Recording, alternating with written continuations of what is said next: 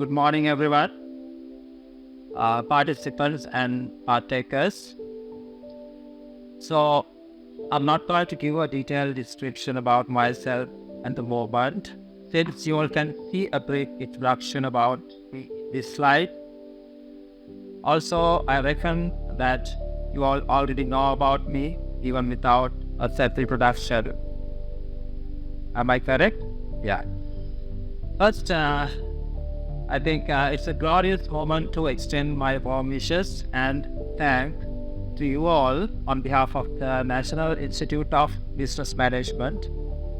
Also, I want to convey my heartfelt gratitude to the management body of the King's Hospital for inviting me and presiding over this seminar on leadership and healthcare industry. At the same time, and secondly, I would like to thank Mr. Chirantha, the director of the ADBM, for sparing his precious time and for cordially inviting me to conduct this seminar. As being one of my teachers, he has the credit for raising me to this level of my life where I am today.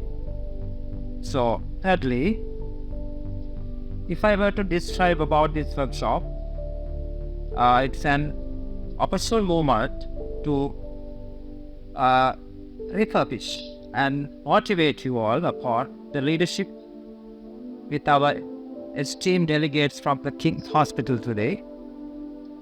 This workshop and seminar schedule will brush upon a spectrum of exciting and benefiting themes that will discuss various aspects and the importance of leadership, especially related to your healthcare field. So, ladies and gentlemen, it's my very great honor to welcome you this morning on behalf of organizers of this workshop, namely the ADBM and King's Hospital.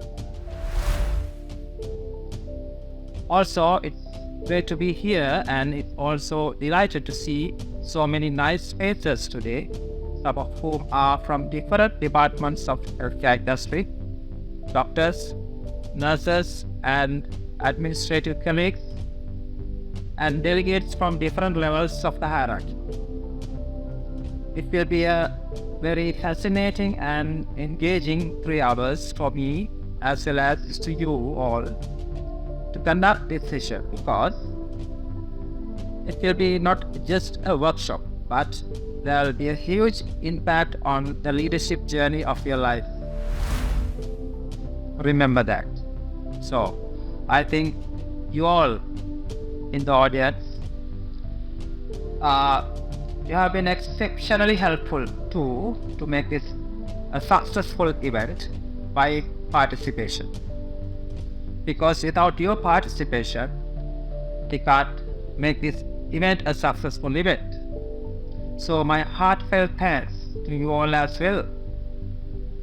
So I have been very impressed and touched by the composition of the audience, and especially about the diversity of the participants. There are different categories representing here in this audience, so I'm very happy about it. And I think you deserve a huge round of applause for your participation at the outset, to be honest. So without further ado, let's start our topic. The structure of this seminar will be basically like this. Since you all have already received the soft copy with detailed description of the course structure, I think it will be very easy for you all to follow each and every step of this structured seminar. Okay? Basically, each subtopic that I am going to describe will contain an audio explanation first, and then 1 or 2 real practical examples as well. Some subtopics will have some real-time practical activities as well. So, please try to follow the given structure in your soft copy. but at the same time, you all can raise your concerns or questions in the due course, okay? So let's start from the definition and the practical meaning of the leadership. First, please pay attention to your first slide and please pay attention to the highlighted keywords in each and every slide, because these words and terms will give you the basic idea about the concepts behind the leadership.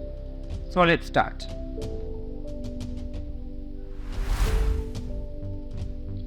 So let's kick off with the definition about the leadership. So what is the leadership?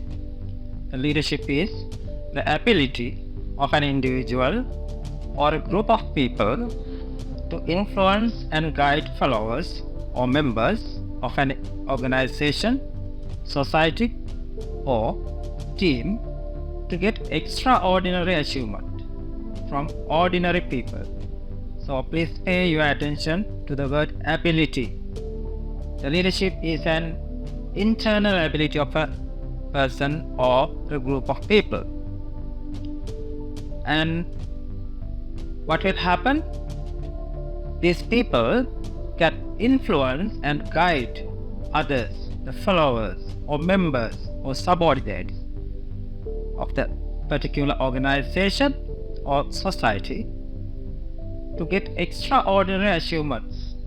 So remember, although the outcome is extraordinary, the people who engaged in this outcome are ordinary people. So that is the beauty of the leadership. So I'll tell you a very little example for you all to understand the basic concept of this leadership. Suppose there's a 5 people group. There's a leader in that group. So these people are working in a project to build up a water reservoir. They have a limited amount of human resources, physical resources and financial resources to build up a small water reservoir for a village or maybe for a community. So the leader of this group is not an ordinary leader. He is an outstanding, extraordinary leader. He has the ability or internal ability to gather more and more human resources, more and more physical resources, and even more and more financial resources. So what will be the outcome? He can achieve the extraordinary outcome to build up the largest water reservoir in the country.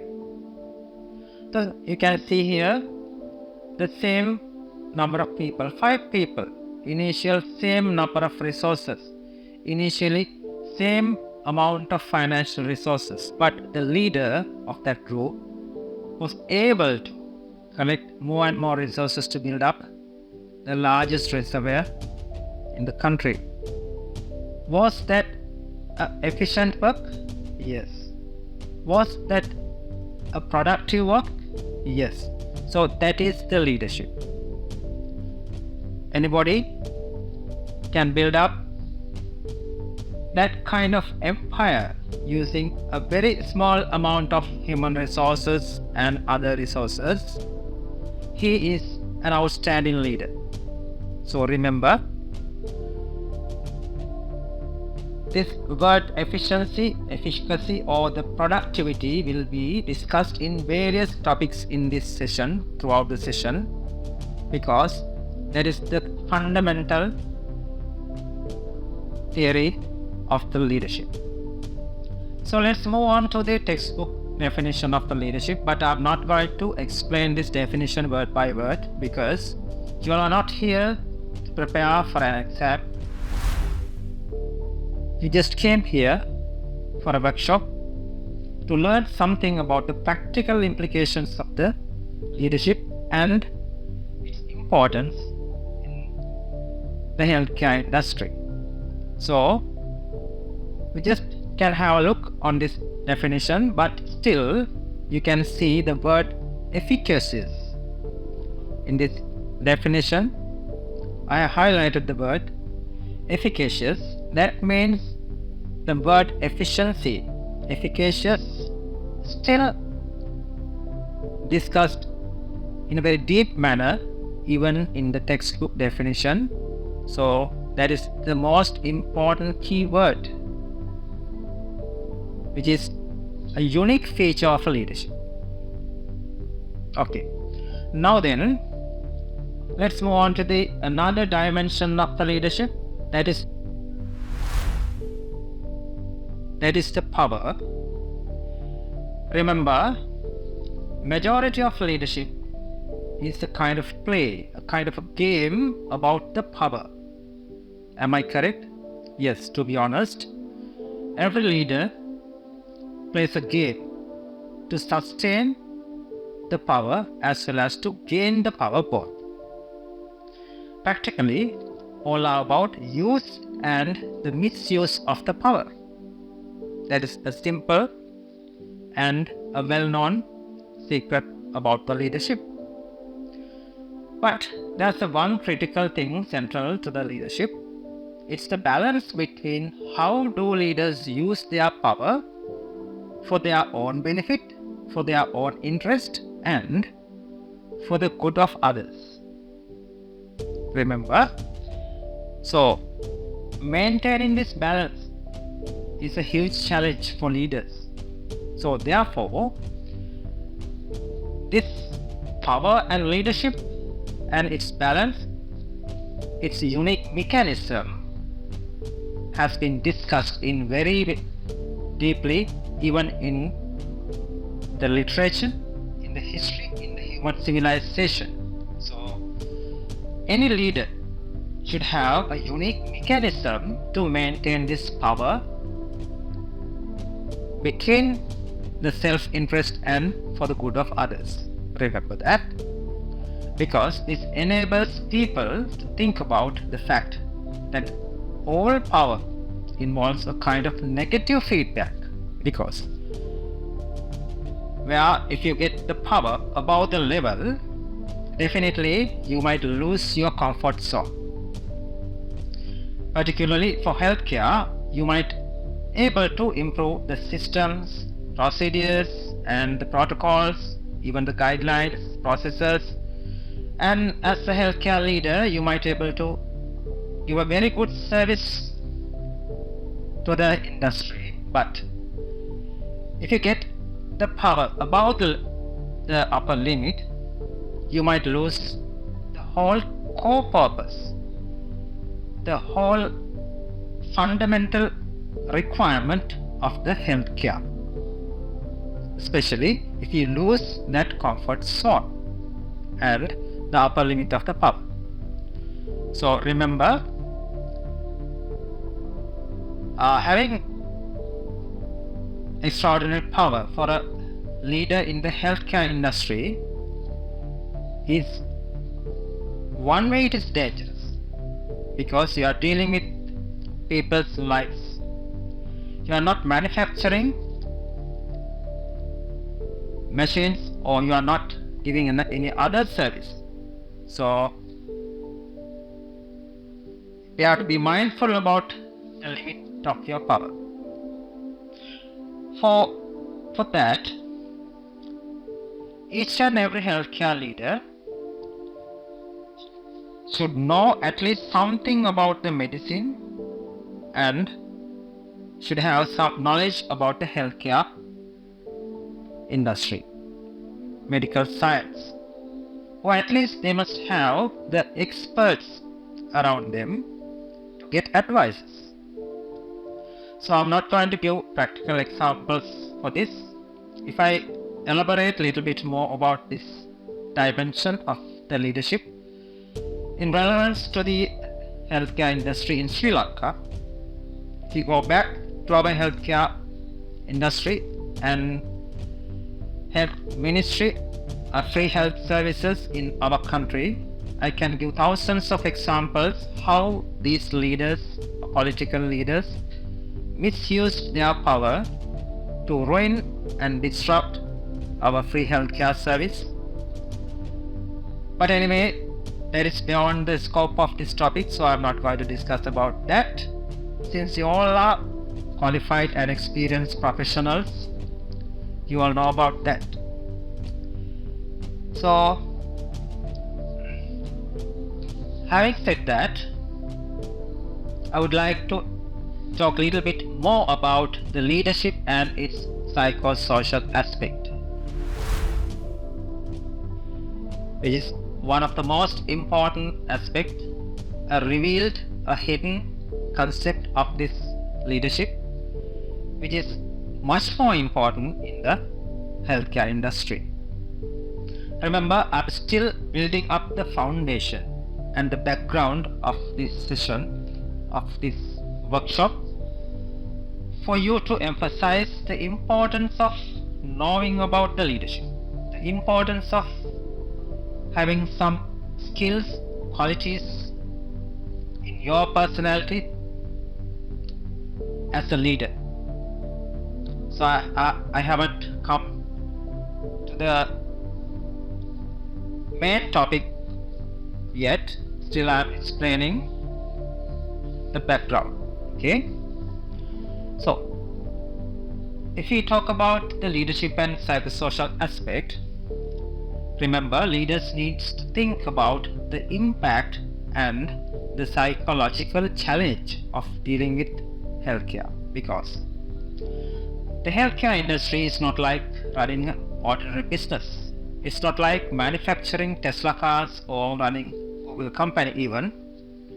We are dealing with human beings, as I mentioned earlier, and their lives which are much more complex, because healthcare leaders and healthcare leadership is more or less same about the difficulties and the challenges that we face as clinicians during our day-to-day patient management. Simply like how do we manage that stress, our knowledge, skills, experience in ourselves, in professional framework as well as in our personal life, and how do we manage that service with the patients itself? How do we manage the patient's problems, their health issues, personal issues, social support issues, and all that. So a healthcare leader also has to address all these issues. That's why I told that healthcare leadership is also a kind of noble discipline like treating patients. So I would like to give a very little example for you to understand the importance of this concept. Say you are the supply manager of the hospital, are the casualty surgeon doing emergency casualty surgeries in the casualty operation theatre. So I do a little surgery and I use some suture materials to suture a wound of a patient. Remember, this suture material, the quality of this suture material will determine the final outcome of the wound healing. So if I get a low quality, contaminated suture material, what will be the outcome? Definitely this wound will get infected and it will even dehisce, or even patient can get life-threatening complications after that usage of that low quality suture material. Anyway, I have used my knowledge, experience and skills to do the best for the patient, but I have received a low quality suture material from the supply department, and the outcome of the surgery will be poor. So where's the fault? The fault is in the supply department, the healthcare leadership, health administration. So that's how this leadership affects people's lives, how this healthcare leadership administration decides the life and death of a patient. So if the same thing happened to a patient who underwent a vascular surgery, what will happen if we use a poor quality suture material for that vascular graft? Yes, patient will die with infection and with other complications simply due to the failure of the suture material. So remember, anyway, we haven't really paid enough attention to the anxiety produced by the kind of work that we have to do as clinicians as well as healthcare leaders. And the uncertainty that we face, the complexity that we experience, is really not similar to managing other organizations, I'm repeating, which produces items or provide other kind of services. Healthcare leaders have a very important role in terms of a role model, remember, and the values and their ways of interacting with others. Simply, in simple words, the behavior and the personality of a healthcare leader is kind of contagious. It's easily spreading. For example, you know that when you go to a senior manager's or medical director's office frequently, if his or her behavior is somewhat abnormal, that will be replicated everywhere in the organization. So if there's an atmosphere of distrust or frustration, if there's an atmosphere of bullying, that will be definitely replicated throughout the organization. So even the leaders on their own can't do anything, but still they are very influential, especially in creating a culture and a climate in which people work. That means creating a culture and a climate within the hospital by its healthcare leaders. So if this culture or climate becomes filled with distrust, frustration, bullying, and that kind of negative things, what will happen? The whole negative culture will affect the patients. So ultimately, the patients are the ultimate people who can affect by this kind of negative culture, negative environment of the healthcare organization, which has been created by the top management.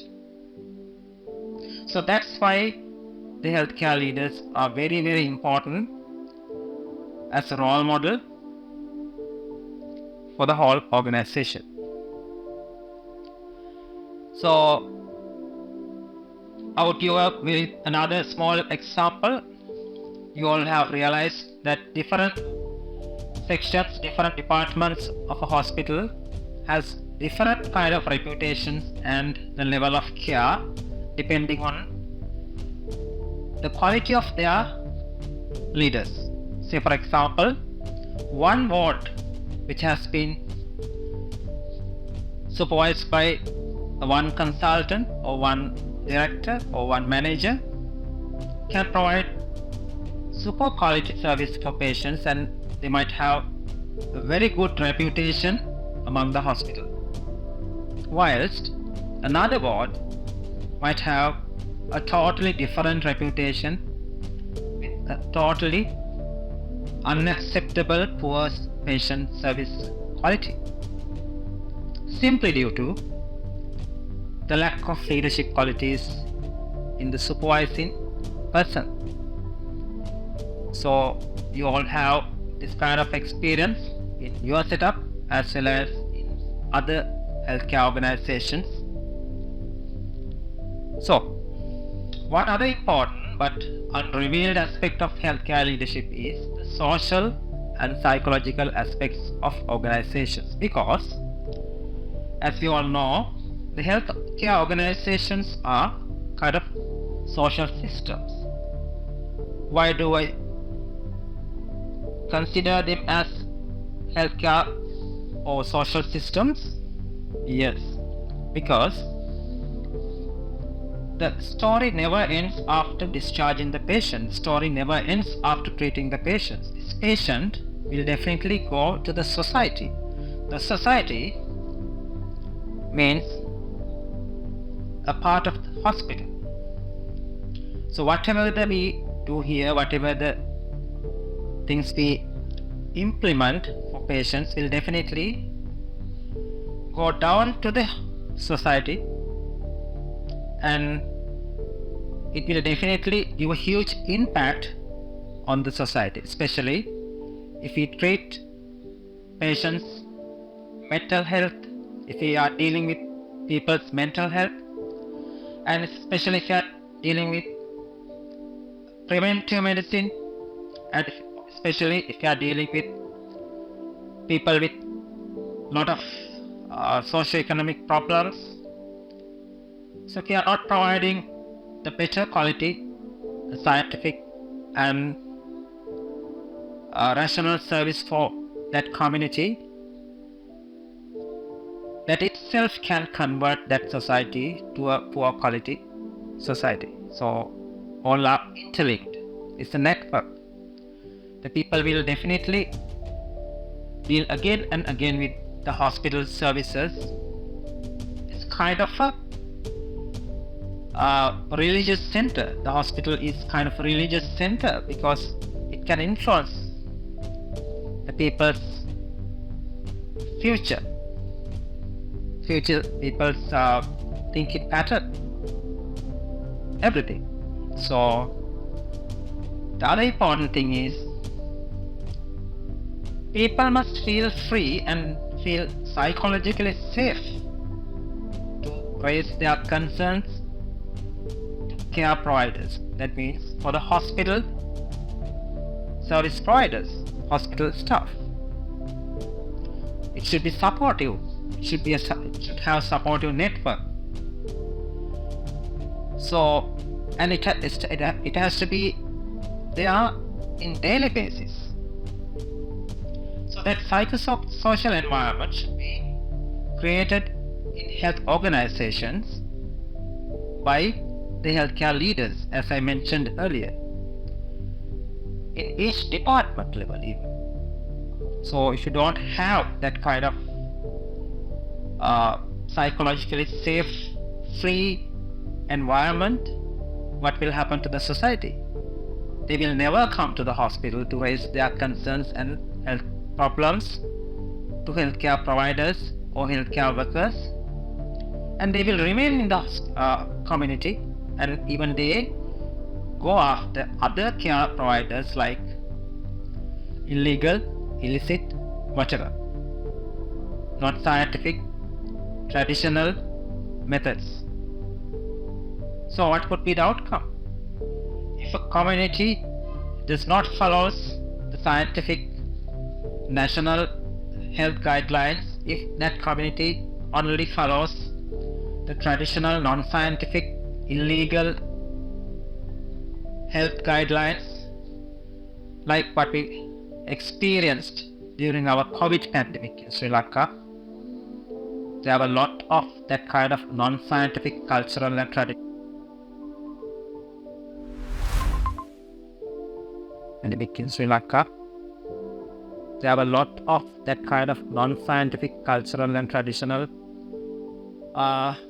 concepts which ruined our people's lives. So the final outcome would be a negative feedback, negative impact to the whole society. So that's how a healthcare organization becomes a kind of social system.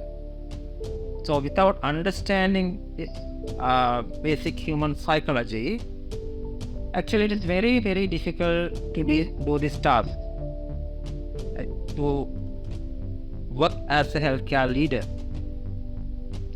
Then that allows people to interact together, not just to deliver good care, but also to systematically do it under their professional framework. You know, we all have a kind of professional framework which has been developed since our medical education, in our medical faculty, maybe in nursing school, maybe in your whatever the healthcare education providing institute, we have a professional framework. But that framework is only to provide a rational and scientific service for patients. It does not contain the additional framework which contains humanity, leadership qualities, and other things. So, just providing services with our professional framework is not enough. We have to expand our professional framework by millimeter, expanding our qualities, leadership qualities, humanities, and everything. So, expanding the framework by 1 millimeter means you will expand your surface area by large number of square millimeters. So that's how you expand your professional framework, by adding some input, a tinge of qualities of leadership to your professional framework. Unfortunately, these kind of things are not in our clinical training and in our curriculum of medical education in a methodical manner. So it is focused mainly on the human organism, health and disease, and ways that we could intervene to change a patient's future. But I think this has to be changed, dramatically changed. This curriculum, this education, healthcare, medical education should have this kind of additional training, teaching, and skill development, especially regarding leadership and humanity development as well. So, that is why, so let's discuss about this leadership and healthcare education. It's a topic of discussion in the current world because most of the healthcare professionals now are lacking leadership qualities, but few who have this kind of leadership qualities have shown tremendous services and tremendous outcomes in the healthcare field. So they have become role models for all the other healthcare professionals. So that's why this leadership and other humanity subjects have become an important subject which has to be added to the medical education. That means we need to rebalance the system, starting particularly from medical education, to empower healthcare professionals with leadership qualities. That means medical and scientific concepts need to be balanced with humanities as well, which are lacking at the moment. The most important and most lacking thing in some parts of the world. For example, as the technical and medical specialties become advanced, as you all know, there are hundreds of medical specialties at the moment in the world in medical science field. So that advancement increases the specializations. That means there is an increased fragmentation of the services. So what will happen after fragmentation? There are gaps between these fragmented specialization fields. You know what I mean? So for example, there may be a specialization in the medical science field, but patients have some other problems which are not related to that particular specialization, that specialist field. So then specialists cannot attend to that additional problems because those problems are out of that person's field. For what will happen to the patient? The patient has to go after different specialists to get different services for their different problems. Is that a good thing? No. You know what I mean? There are gaps between the specialization. This fragmentation of services, and that's the patient that loses out. But there are still significant gaps between specialization where no one can fill. Even the specialty, what we call the general practice or family doctor, was supposed to fill this kind of gaps between specializations. Even the general practice in our country and in most of the countries haven't reached that level to fulfill those gaps. So that's why ordinary people go after other non-scientific, traditional and cultural healing methods, and even they do follow that kind of things because there are no one to fill this kind of gaps in the medical science. As healthcare leaders, we need to think about these kind of issues as well, because the healthcare leaders are the people who coordinate, who fill these kind of gaps, who find solutions for this kind of patient care issues. So obviously, as we all know, there are levels of expertise. Obviously, that expertise means the level of knowledge, experience, and everything which we gathered, we all receive during our clinical training and medical education.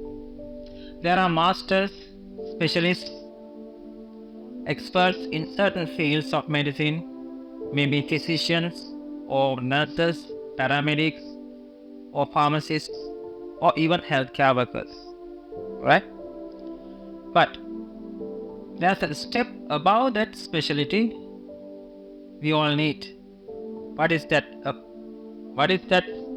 step? That is the leadership qualities. Because these days, almost all the healthcare delivery happens at a team level. It's not a one-man show.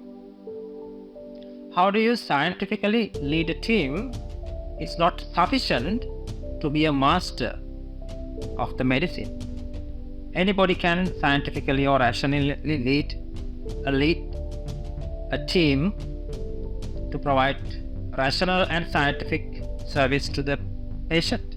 But you also have to be able to leading a team efficiently and effectively, giving a productive outcome. We should be able to lead a group of highly trained professionals working together to give that efficient and productive outcome. That is where you need the leadership qualities. Only a person who has leadership qualities can do that kind of productive and efficient service. So that's why I'm going to nurture you with some leadership concepts today, and that's why you are here to learn something, but not all about this leadership concept. Because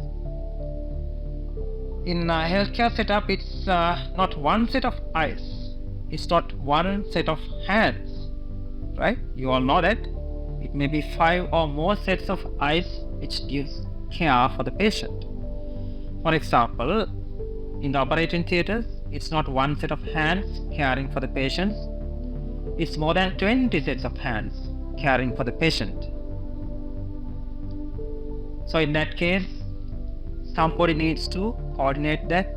Somebody needs to pull and put the pieces together. Somebody needs to get that whole team on the same platform, same page, same momentum, moving in the same direction constantly and accurately. So that is where we need leaders.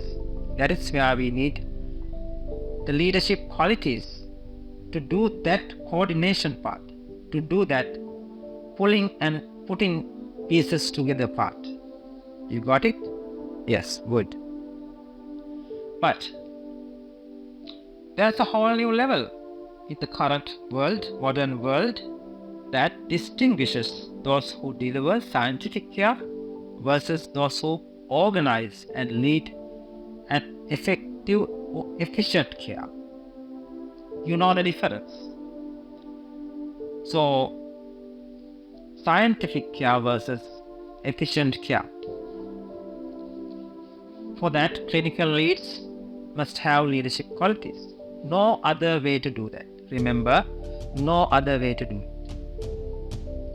So, try to get at least some about the leadership today in this workshop. I just want to motivate you all to climb up in this leadership journey day by day. So let's move on to the other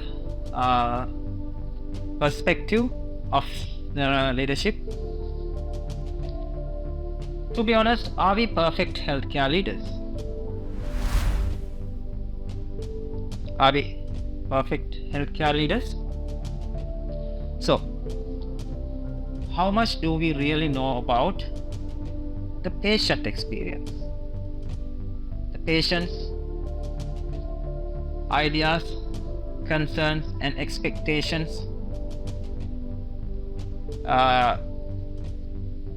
who has been admitted to a hospital. We really have to look at that patient as consumers.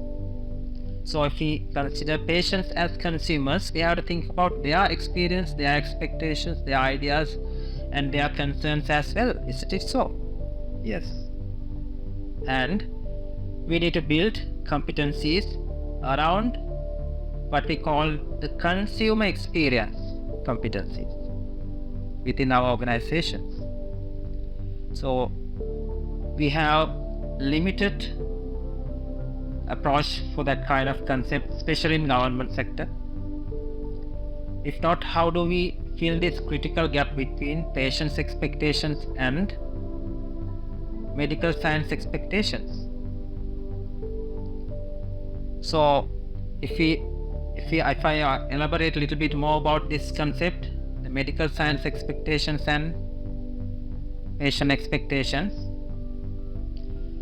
Remember, patients are not medical science experts. They are not medical professionals. Sometimes they know nothing about the medicine. But their belief system, their expectations, their ideas, their concerns are totally different from the medical science expectations and recommendations. Am I correct? I'll give you a very simple example to emphasize this fact. Say for example, a patient with a malignancy who has been followed up by an oncologist might decide to go ahead with chemotherapy for that particular patient. So that is rational, that is scientific. So then it's the medical science expectation and recommendation for that particular patient.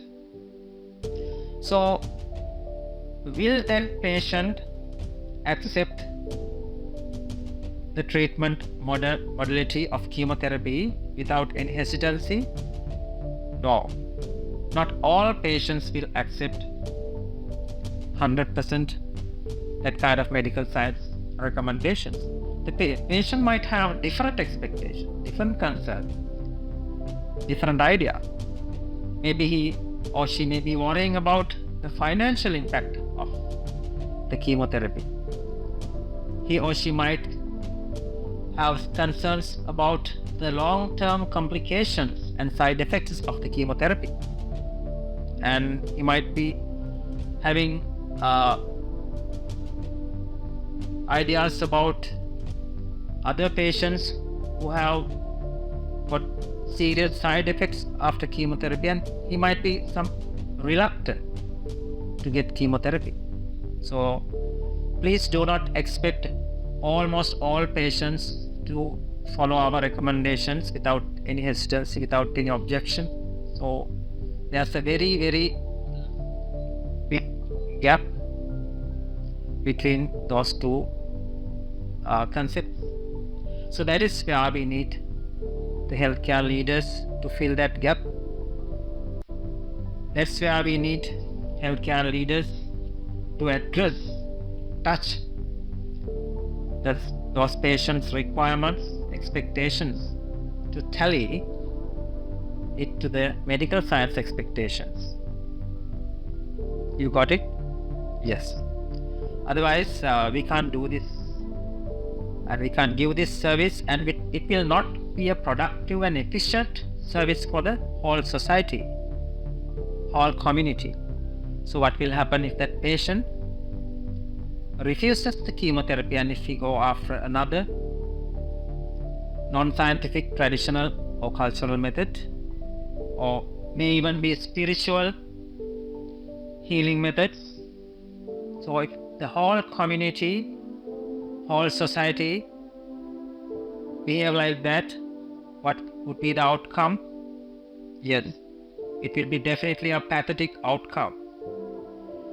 So as healthcare leaders, we have to address that kind of issues to maintain the smooth function and the productive and efficient outcome of this modern science, medical science. So tell me frankly, how many of you in the room today expect the members of your team to treat each other with courtesy and respect, and protecting their dignity all the times? So I'm moving toward another dimension of this healthcare leadership now. Tell me, how many in this room today at least treat each other with courtesy and respect, protecting their dignity all the time? Please raise your hand. Hands up, please. So most healthcare leaders really only want few things. So all of you are not raising your hands because you all need to protect your dignity. Am I correct? Yes. So anyway, remember one thing. Most healthcare leaders really only want three things when they go to work every day. Basically, if they have these three things to happen in their healthcare workplace, their department, as the head of that particular department, they would be happy. The first thing is they want their team to work hard.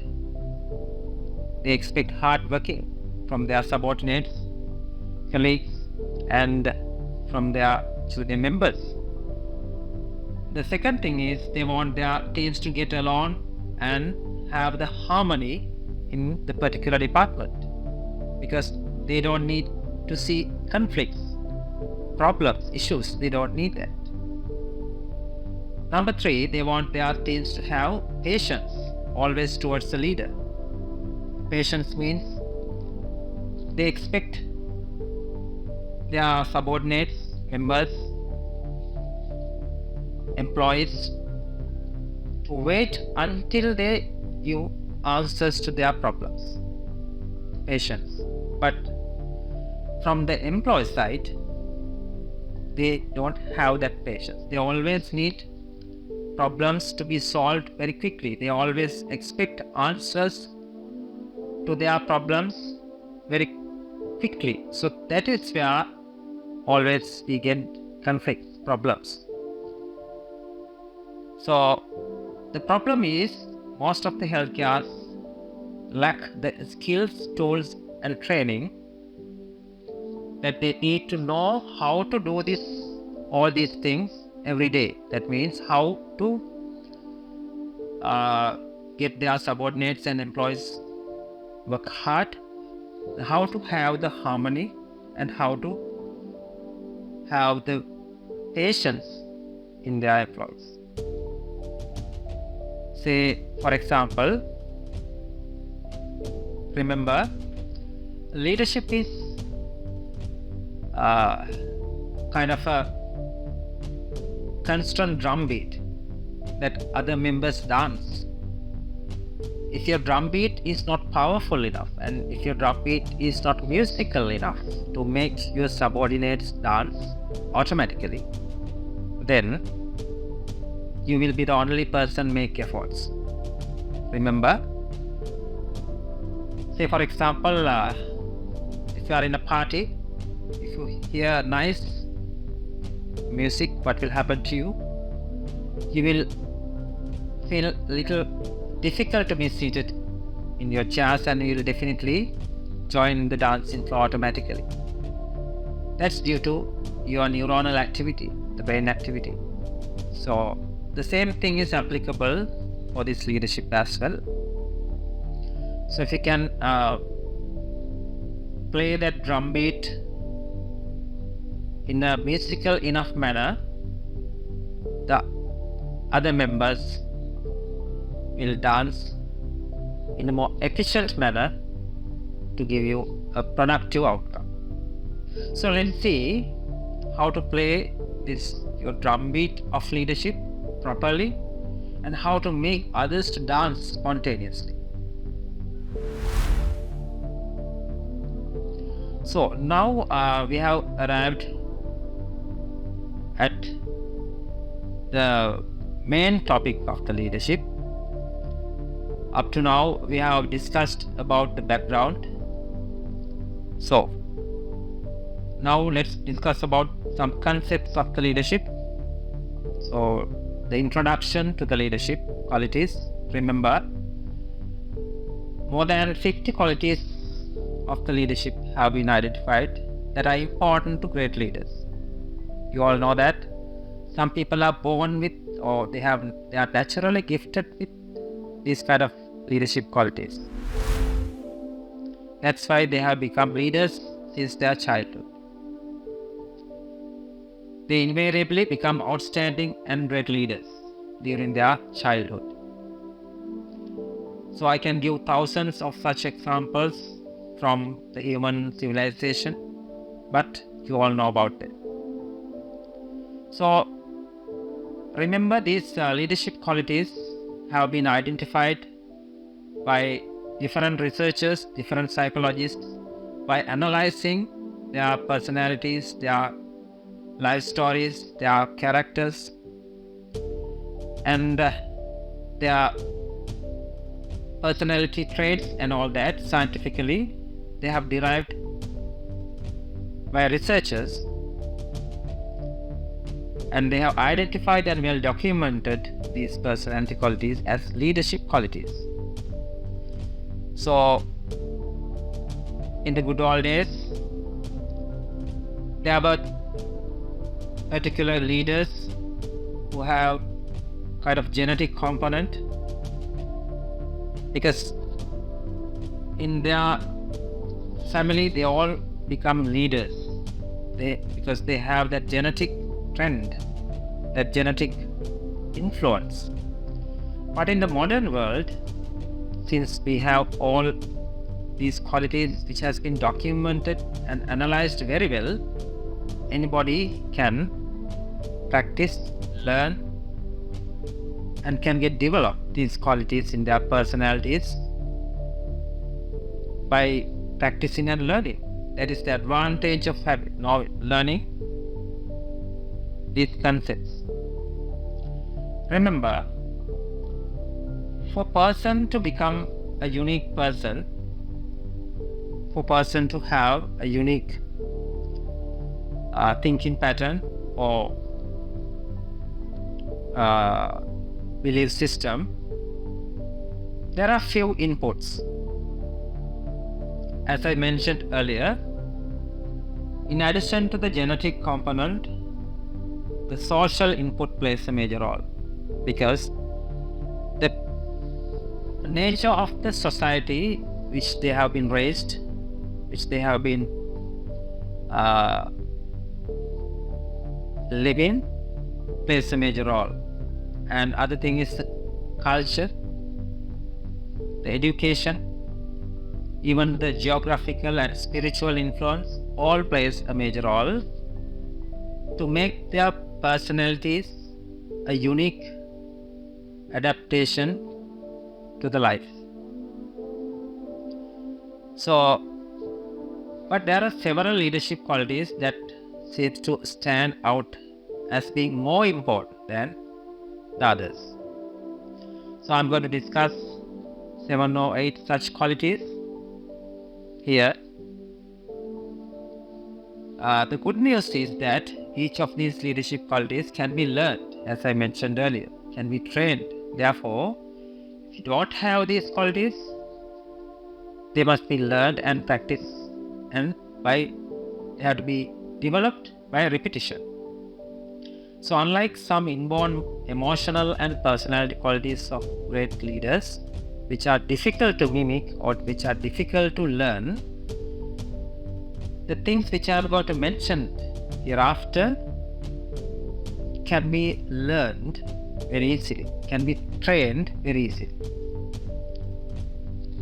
And the other important thing is, by learning and by practice, what will happen to our brain and how these leadership qualities be implanted in our brain will be discussed, will be explained a little later in a scientific manner, and what will happen to our brain chemistry and what will happen in our neuronal level during this leadership quality development process is another dimension of leadership development strategies. This will be discussed a little later, but before that, let's discuss these qualities first, right? So the number one is the vision. The vision means that first of all, the great leaders all have a vision. They can see into the future, actually. That we call the future imagination skill. So, as a general, ordinary people, we can't see the future with 100% certainty, but still, we can anticipate, predict, or we can forecast future events for some certainty scientifically. So great leaders have that skill to some extraordinary level. That's why they are called the visionary leaders. They have a clear and exciting idea of where they are going and what they are trying to accomplish. Simply, they have a vision with a practical approachability. So this quality of vision, or being visionary, clearly separates that kind of leaders from what we call the managers. Please understand this very clearly. Having a clear vision always turns the individual into a special type of person.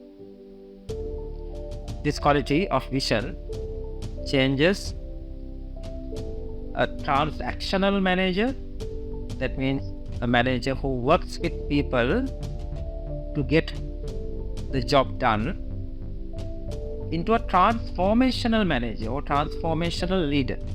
That means transformational means someone who transforms future of the business or future of the organization and people's thinking pattern even.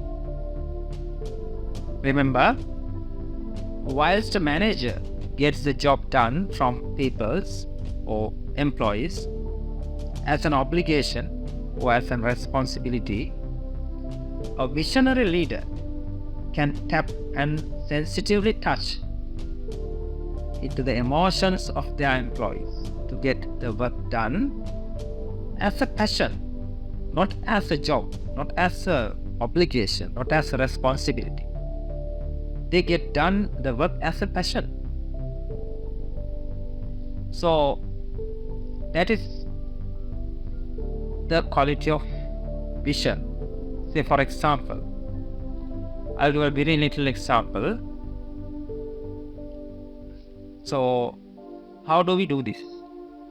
For example, you have you can ask some of your colleagues or subordinates, junior members, to teach something about say educational session about diabetes for 4 or 5 patients per week, right? They will definitely do it because they are bound to do it. It's their responsibility because you are asking to do that. So they will do it as a job. So how to do it in a little different and little visionary manner? So if you can ask them, and you can give them a vision. Say for example, you can ask them to give that kind of diabetes education for 1,000 people in 3 months time. So if they can achieve that target, this is the level of salary increment they would achieve, and you can mention that this is the level of increment you will get in your departmental level. That is, this is the level our department will raise up after achieving this target.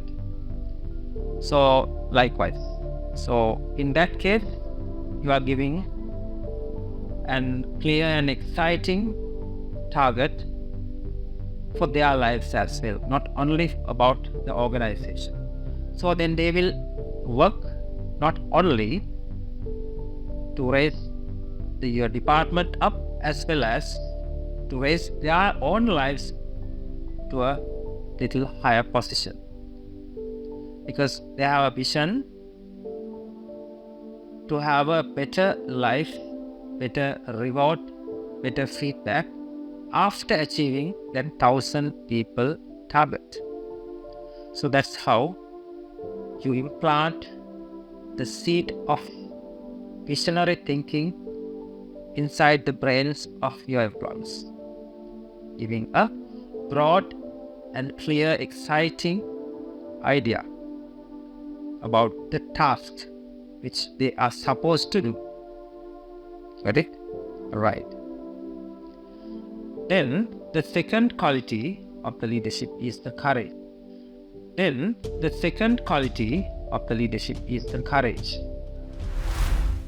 Remember, this quality is the most outwardly identified trait of a leader.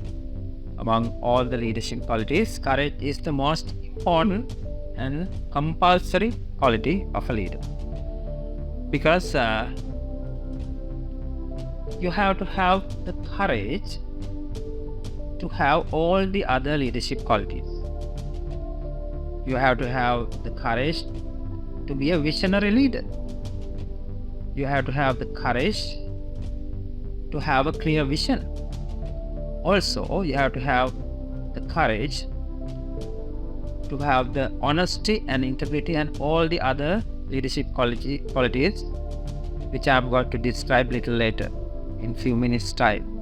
So the quality of courage means that you are willing to take risks in the achievement of your goals with no assurance of success. Remember, there's no 100% certainty in life or business. We are always in our personal life, in our business life, in our professional life, anywhere, we don't have 100% certainty. So in that kind of uncertain environment, every commitment you make and every action you take entails a risk of some kind. Isn't it so? Yes. So if you can take that risk to make decisions, that is the degree of courage, that is a quality we need as a leader. So you have to have the courage to do something or not to do something more. To select what to do and select what not to do. Right. So this is, you can correlate it with your treatment decisions, treatment journey of a patient as clinicians, and because in some clinical setups, in clinical situations, we have to have the courage to take decisions about the patient management, and we have to have the courage to not to do something in the in patient management journey. So the same thing you can apply in your leadership journey, to do something as well as not to do something. So I'm not going to elaborate more than this about this concept, because you all know, you all have experience about this concept. Try to develop it and try to find some strategic things to improve your courage as well. And the third one, let's move on to the third quality. That is the integrity. That means the honesty. So I must say one thing here. In every strategic planning session that I have participated in different groups, organizations and projects for large and small corporations, and the first value that all the gathered people or gathered executives agree upon for their company is the integrity. Remember that they all agree on the importance of complete honesty in everything they do, both internally and externally. So integrity requires that you always tell the truth to all people in every situation, whether it is bitter or sweet. So it is a foundation quality of a leader that is necessary for the success of any organization.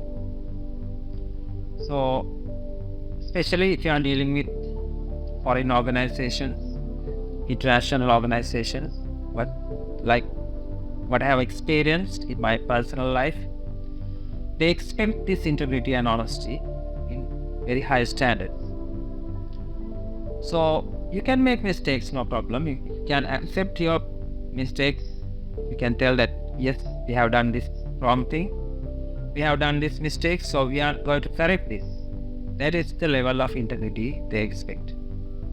But remember that the point where you breach this integrity, the point where you breach this honesty, the point where they detect that you are breaching this honesty, that will be the end of this whole project. Whether it is a million-word project, whether it is a billion-word project, no matter, definitely they will withdraw the whole project simply due to lack of integrity.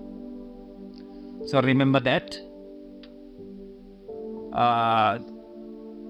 for you to have that kind of leadership, you want to deal with such people, you have to show the integrity in very high standards. So the simple example which I can give is,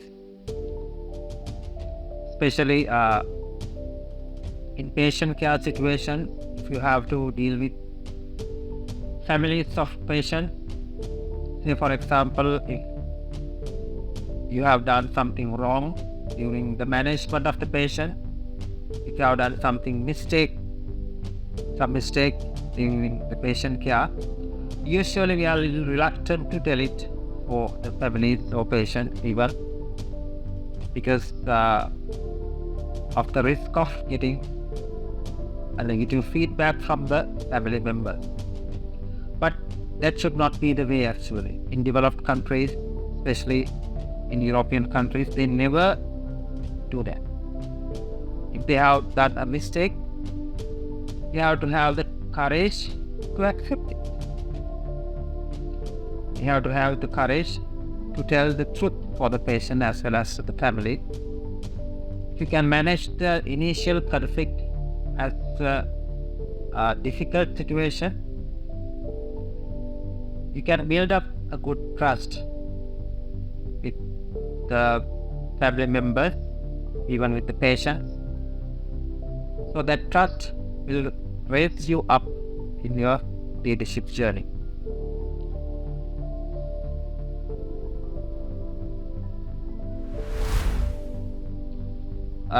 The fourth quality of a good leader is the humanity. That means the humbleness. Of course, that it is a part of humanity as well. You know, the good quality of humility, of not being proud or not believing that you are that important. Everybody can't do that. Everybody can't accept other people as valuable people, because ordinary people always think that they are the most important people under the sun. That's simply due to their ego and super ego. Extraordinary people with good leadership qualities have already defeated this weakness, and they always understand other people and important people. So don't think it as a weakness of a person, because great leaders are those who are strong and decisive, but also very humble. Humility doesn't mean that you are weak or you are unsure about yourself. Don't think that you are giving priority for another person due to your weakness. It means that you have the self-confidence and self-awareness to recognize the value of others without feeling threatened. You know, at the point where an ordinary person perceives that they are wrong and another person has more value than him, they always feel threatened. They little scared for that person. So this psychological phenomenon is basically due to the process called the psychological defense mechanism. I will explain it, and let's go a little down and little deep regarding this matter, because we have to identify this quality as a very important quality, and we have to start practicing this humility and humbleness. For that, you have to have a sound knowledge about how your brain functions, how your neurons function, and how your thoughts and emotions behave in this situation. So,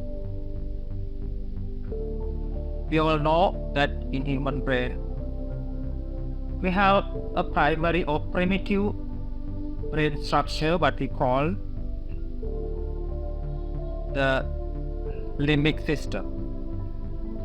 This limbic system is always there since our ancestors from monkeys.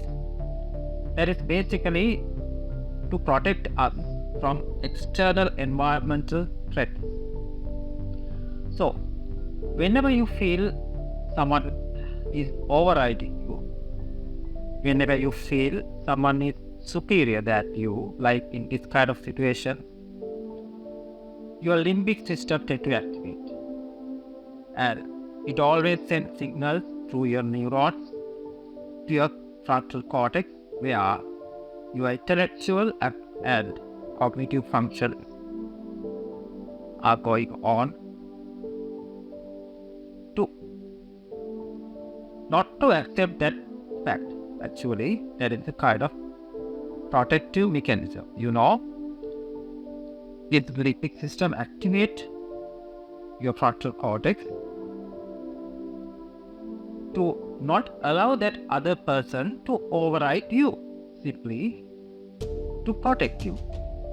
That is a primitive protective mechanism in all animals. So if you can understand this phenomenon, if you can understand its brain chemistry, you can easily defeat this weakness, and you can easily accept your weakness, and you can easily give the value to others where you need. For example, I will give a very small example for you to understand this brain mechanism. One person who is junior to you might suggest a very exciting plan for your leadership, for your organization, maybe for your new project. And this new idea, this new concept, that it is far more superior than your idea and your suggestion. So, but your limbic system is not willing to accept that person as an important person, because you always feel that that person will be a threat for me one day. So that is simply due to the activation of your limbic system, and then your frontal cortex will start to attack that person by refusing his new concept, refusing his new idea, and you will act to not to give any priority to that person. Is that the humbleness? No, that is not the humbleness. That is not the humility. If you can defeat that weakness, you will definitely recognize that junior person as a valuable person, and you will definitely give the due respect to that junior person, and you will definitely get his ideas, concerns, and suggestions for your new project as a humble person. So that is what we need in great leaders, and great leaders always have this humility quality. Having said that, let's move on to the other leadership quality, what we call the strategic planning and strategic thinking quality. Remember, the great leaders are also outstanding at strategic planning. So what we call, they have the ability to look ahead using their future imagination and skills, like what I explained during the vision topic. And they have the ability to anticipate the outcome with some accuracy, where the organization and where the industry are going.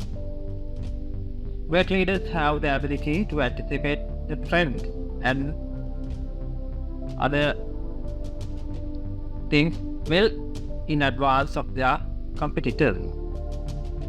They continually ask, based on what is happening today, where is the market is going, where is this organization is going, where is our service providers are going. So, where is it likely to be in 3 months, where likely to be in 6 months or 1 year, likewise. So, what will customers want in 3 months, likewise. So they do this through thoughtful strategic planning. Great leaders focus on strengths in them to do that. Not only the strength on them, but also they use the strengths of others, the experts of that field, to do this. Especially the seniors and experts who have much experience than them. Also, they focus on the strengths of the organization, the already having, on the things that the company does best in satisfying customers. They can analyze these things to understand the strengths of the organization. Basically and fundamentally, to be a good strategic planner, to be a good strategic thinker, you have to have some degree of flexibility as well. Because only a flexible person can produce a strategic plan. Because strategic means always changing. We have to change our decisions. Sometimes we have to add new decisions. We have to omit some rules and regulations during our pathway to our final goal. We can't walk through a straight line to our goal. We have to have some flexibility. So that is one of the most important features in a leader with strategic thinking pattern. Say for example, I'll give an example from one of the great leaders, Bill Gates, the inventor of the Microsoft. He's a very flexible person. Although he has very masterminded plan, strategic planning ability, he's a very flexible person. He's always accept others' ideas and concepts to amend and modify his plan towards the final goal. So if he can do that, why we can't do that? So why we can't be a little flexible to be a strategic planner? So I'll give a little example in our clinical experience. For example, patient with appendicitis might have a plan to go for appendicectomy. There may be 2 surgeons. One is willing always to do laparoscopic surgery. The other one is always willing to do open appendicectomy. So the surgeon who is always willing to do laparoscopic surgery needs a qualified assistant nurse, need a good quality laparoscopic machine and all that. So if that surgeon got an appointment to a hospital where that kind of trained nurses are not available, where that kind of machines are not available, what he can do? He can do either open appendicectomy, or he can transfer the patient to a facility where this kind of services and facilities are available. But if he's a kind of a little flexible person, depending on the resources available for the betterment of the patient, he can change his strict decision and he can go for an open appendicectomy rather than transferring the patient to another hospital. So if he can do that kind of decisions to be a little strategic for the betterment of the patient, that is the quality we expect from clinical leads. That is the quality we expect from the leaders of the healthcare industry. Okay, let's move on to the other quality. That is the initiation ability.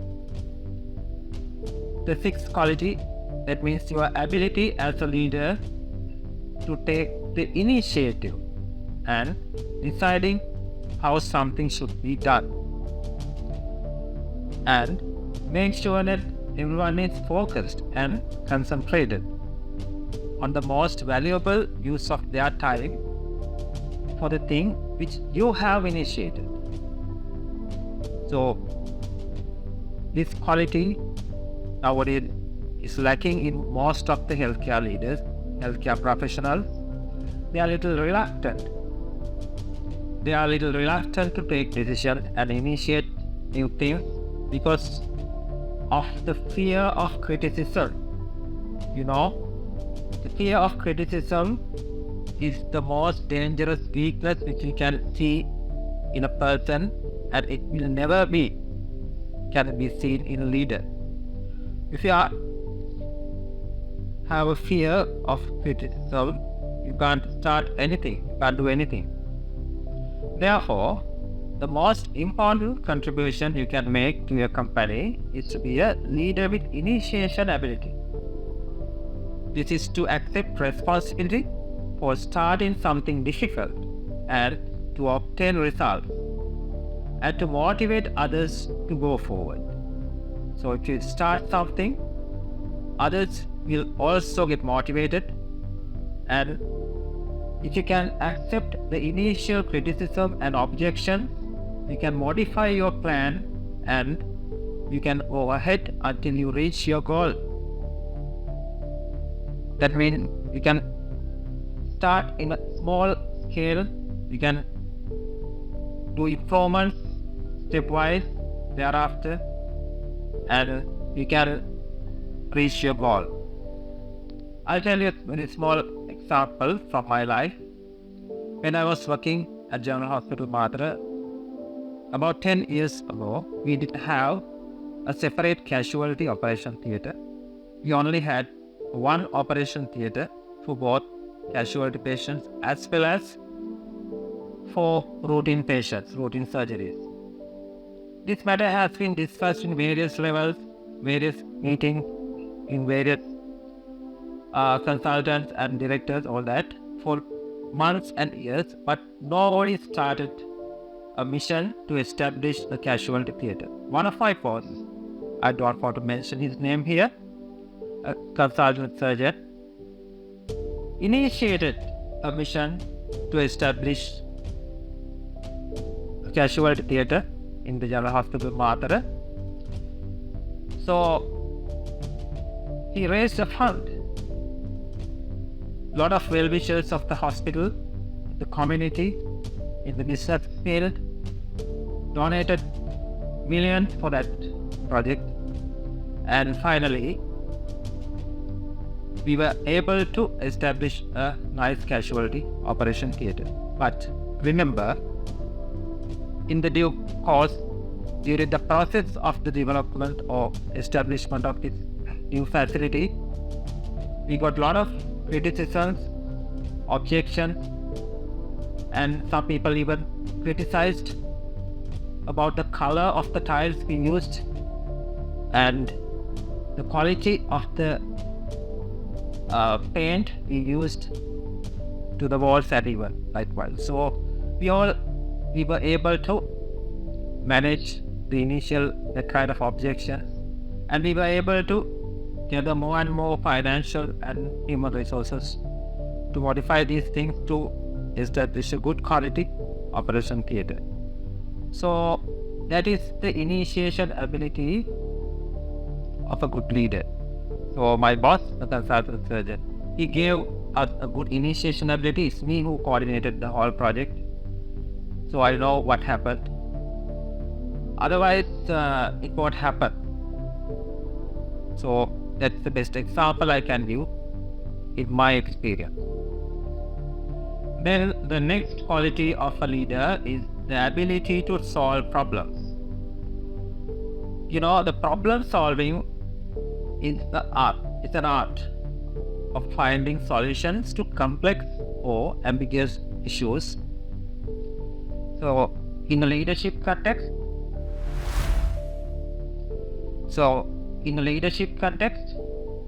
it often involves identifying obstacles, analyzing their root cause, and devising strategies to overcome them. So in that case, the skill of decision making plays a major role in this ability of problem solving, both hand to hand. Decision making is the process of selecting the best course of action from multiple alternatives, reaching better conclusions. So that means you have to select the best course of action, but you are not supposed to achieve the best consequence. At least better consequences are enough. So here's why it's critical skill. It's also like treating patients. So you always have to make decisions regarding and during the patient treatment journey. So you already have that ability of problem solving because you are expert of medicine. Then you have the skill and ability to make decisions. In the leadership journey as well, to make decisions, you must have some degree of expertness about that field as well. Otherwise, you can't make decisions. Otherwise, you can't solve problems. So, let's see areas where this quality is important. Problem solving quality is important to improve the adaptability of the organization. You know, the healthcare industry is always changing, especially in today's fast-paced world. The changes are always constant. Leaders who can effectively solve problems are better equipped to adapt to new circumstances. Because new change means always new problems. Isn't it so? Yes.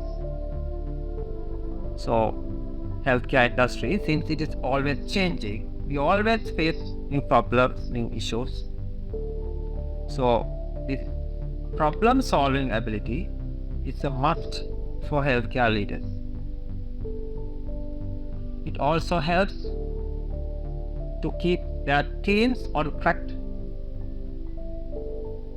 So other important area is to improve the innovation, because in medical science we always receive new inventions, new guidelines, new protocols, new research findings, always new things, new innovative things.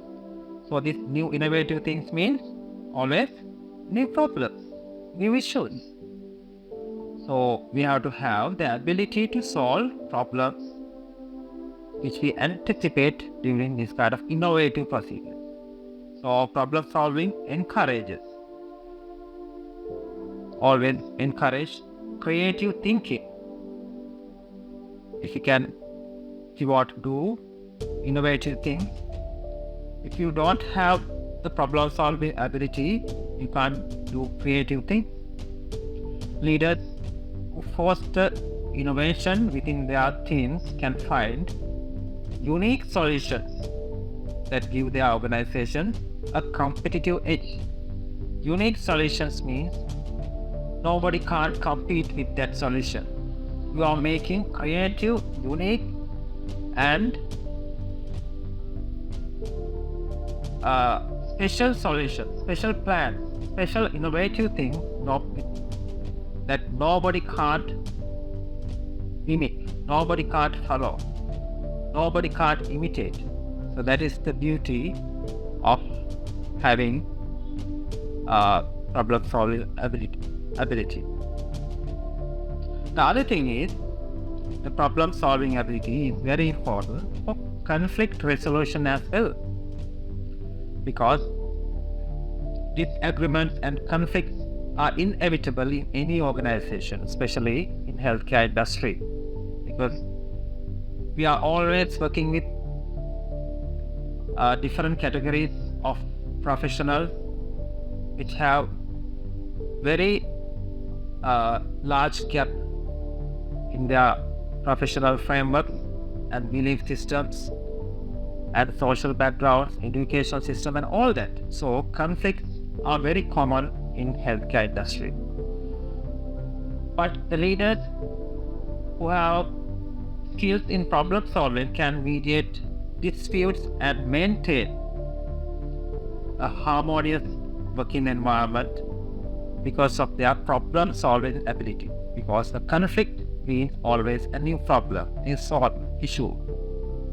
So to solve that new problem, you have to have the problem solving ability. So then the conflict will automatically resolve. Isn't it so? Yes. The other important area where you need this problem solving ability is to improve the efficiency of the workplace. Because the effective problem solving streamlines the processes. You know, if you find a problem in the management process, maybe in human resource, maybe in physical resources, if you find a problem, if you can solve that problem very quickly, that will re-establish the streamlined process of your organization, service chain, supply chain, whatever. And it will smoothen the function of the organization. So if you can't solve that problem will remain as a problem, and the streamlined process of your service will always give some problematic services to the patient. Hope you understood what I mean. So problem solving always smoothens the function of the unit. So leaders can identify inefficiencies and they can implement improvements, ultimately saving time and resources if they can solve problems immediately.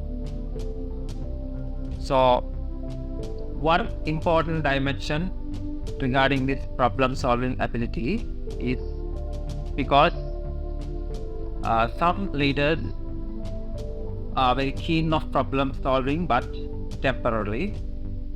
They always solve problems, but at the same time, they create 10 more additional problems. So please remember, while solving problems, please do not create additional new problems for the future leaders. So your answer for any problem should at least last for a few years until the next leader find another strategic plan for the next problem. So that is the main thing you have to remember while solving problems.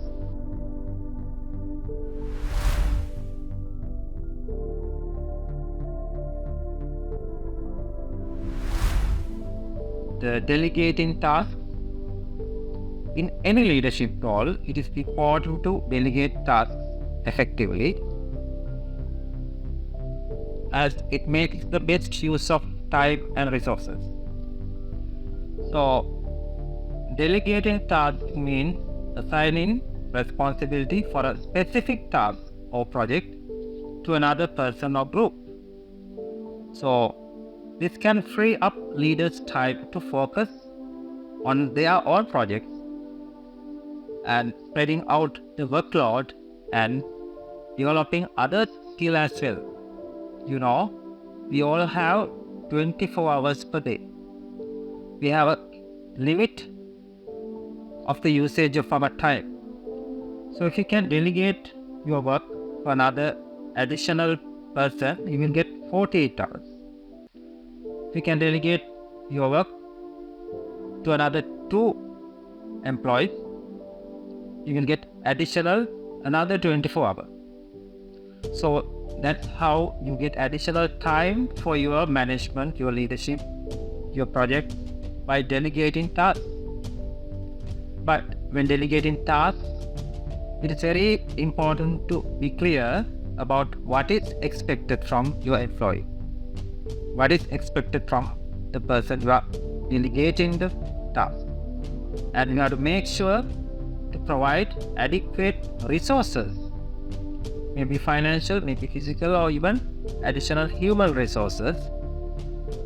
And on the top of that, we have to set a reasonable time frame for that task as well. So in that case, you have to identify the leadership qualities of your subordinates before delegating or allocating such tasks, and you have to identify their capacity and their availability of time before doing this delegating task. It's also important to check with the team to make sure they are on the track and have the support they need. If they need more resources or more time, it's easy and beneficial to adjust accordingly. Otherwise, the delegating task would not give a productive outcome for your leadership. Say for example, if you are delegating a task for a junior colleague, maybe a student nurse, medical student, to do something for the patient, but he is not keen on doing that, but he is not having time to do that, what will be the outcome? So you don't get the expected outcome from that person. So you have to consider that part as well. The next quality of leadership is the new changes to management. What does it mean? Remember, leaders are responsible for managing new changes within the organization. We have to anticipate new changes, and we have to change the management or planning, implementing and monitoring new changes to meet our organizational goals. We have to do this thing again and again while accepting the failures and while modifying our new plans. So in each step, while we are doing this kind of new changes to the management, we have to assess first for the requirement of the change. Say for example, your department is running with low efficiency, you have to assess the requirement for that kind of a new change for the management. That is the first step. Then you have to develop a new plan to improve the efficiency of your department. And then you have to delegate the tasks, decide in the timelines to achieve this goal. So likewise, a good leader always change the management, plan, strategies, all that during the leadership journey. Then the other skill, the most important skill as for doctors and for nurses, the interpersonal skill. Remember, that's a huge psychological and philosophical part in this quality, where almost all the great leaders have expert interpersonal skills. Remember, interpersonal communication is an essential for that kind of great leadership. These are the skills that leaders use to interact with and influence others. If you can remember my initial definition of leadership, leadership itself has a major component of interacting and influencing others. So if you don't have a good interpersonal skill, how do you interact and influence others, and how do you fulfill this basic requirement of the leadership? So now you can understand the importance of having a good interpersonal skills for a good leader. This includes both verbal and non-verbal communication and building relationships. Remember, the verbal communication means you have to have a good knowledge, fluency and vocabulary of the language you use, whether it is your mother tongue or whether it is your secondary language, Sinhala, Tamil, whatever, English. You have to have a good vocabulary to maintain a good verbal communication. Remember, good leaders always have good vocabulary, nice set of words, nice collection of emotionally touching words. They know how to use these words in each and every point of their interpersonal relationships.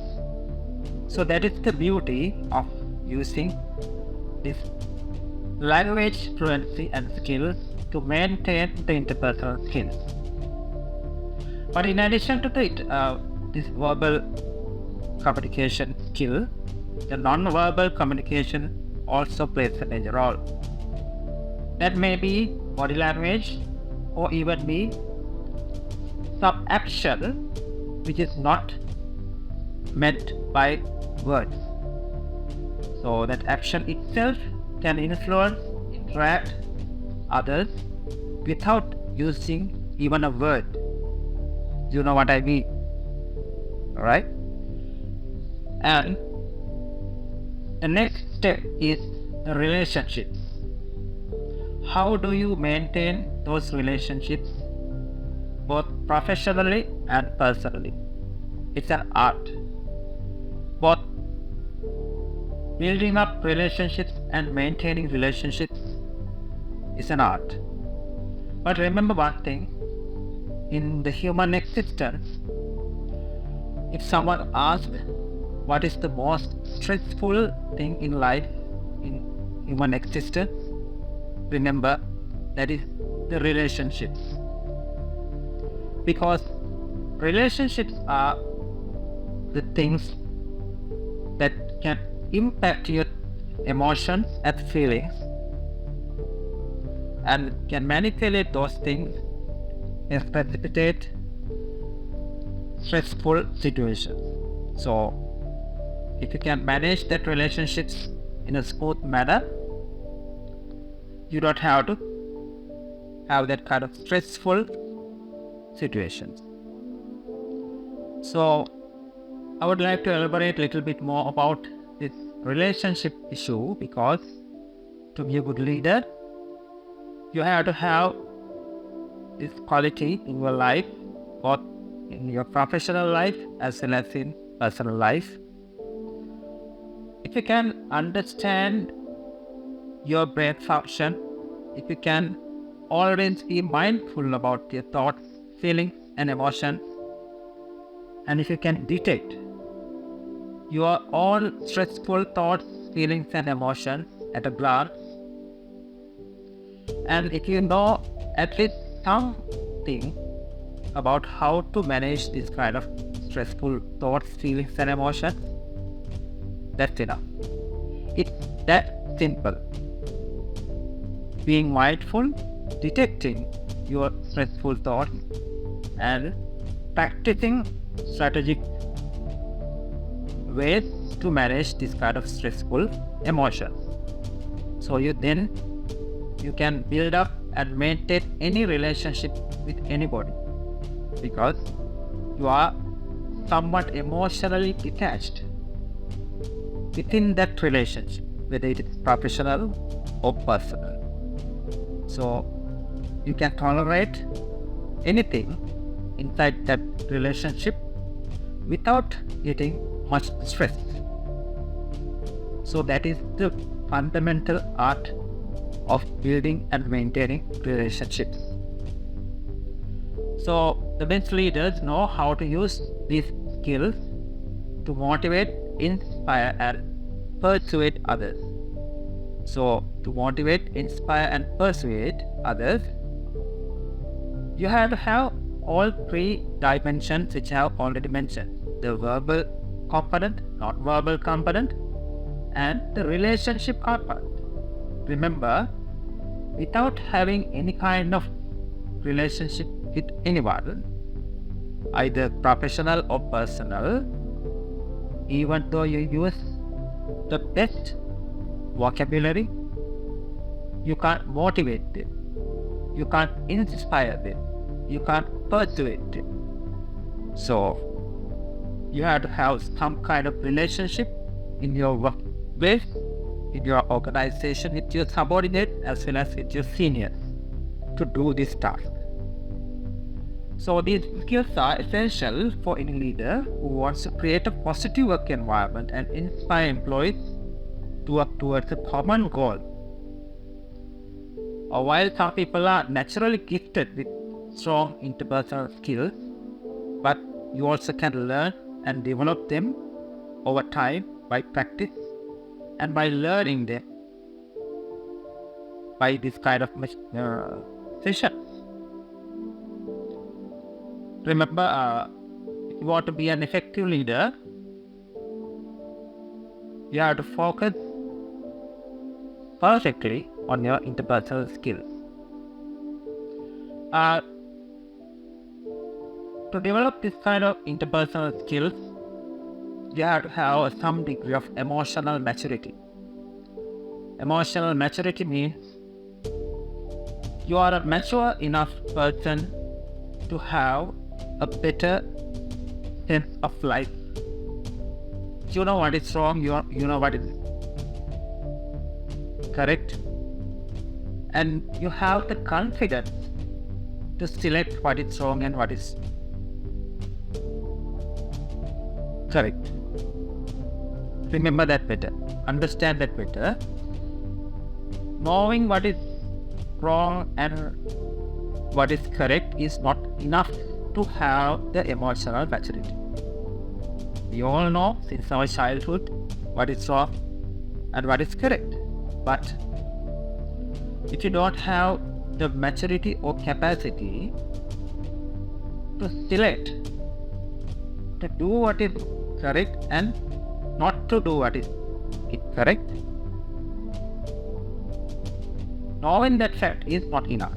So that is emotional maturity. So in that case, you are more emotionally free to make decisions. The most important thing regarding this emotional maturity, the emotional maturity does not develop with age. For a person in their 24th year, that means age 24, can have an emotional maturity much more advanced than a person who is in their 40s. So it is the life experience which make you emotionally mature person. So if you can look backward towards your own life, towards your own mistakes, and if you can learn lessons from your own life, increasing the sense of your life, you will be emotionally mature step by step. So a good leader should have this emotional maturity, especially as far as his interpersonal skills are concerned. Okay, let's move on to the next topic, the management skills.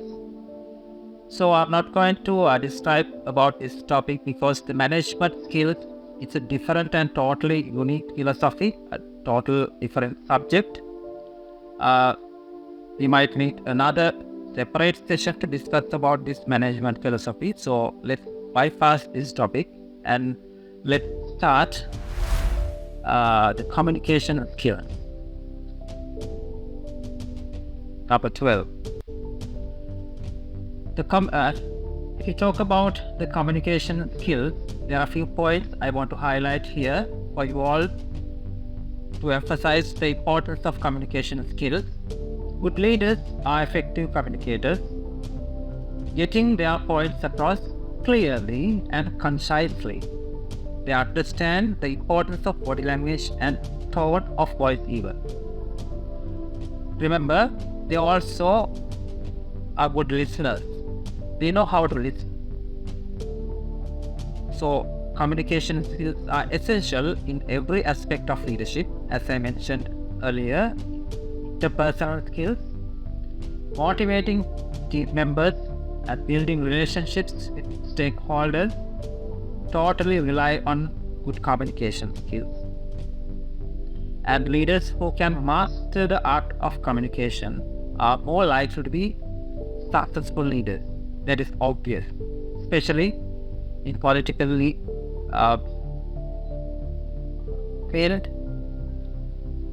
That's very obvious. So there are many different ways to improve your communication skills. We have to practice active listening by paying attention to what others are saying and making an effort to understand their point of view. So that is the major component of this communication skill. You have to have the ability both to express your thoughts, feelings and emotions using words. Because remember, people are not mind readers. They can't understand what is going inside other person's mind because they don't have the telepathy. The only way of understanding other person's mind is words and actions. So that's why this communication skill vocabulary is that much important for a leader, because the leaders are always have to understand the other person's mind. So even for in clinical setup, for a doctor, for a nurse, we have to understand what is going inside, what's happening inside the patient's mind. So the only way of getting these things out from the mind of the patient, the main way is using the words. So having explained everything about the leadership qualities, I have explained 12 important leadership qualities. So you can practice these things. Now let's become a little philosophical than scientific, and let's discuss the philosophical perspective of this leadership. I want to explore another dimension about leadership. Philosophically, who are leaders and what is leadership? So a lot of people want to become leaders, but I don't think anybody should try hard to become leaders. It's quite artificial and it's not natural actually. Remember, it's not about you wanting to become a leader or someone want to become a leader, because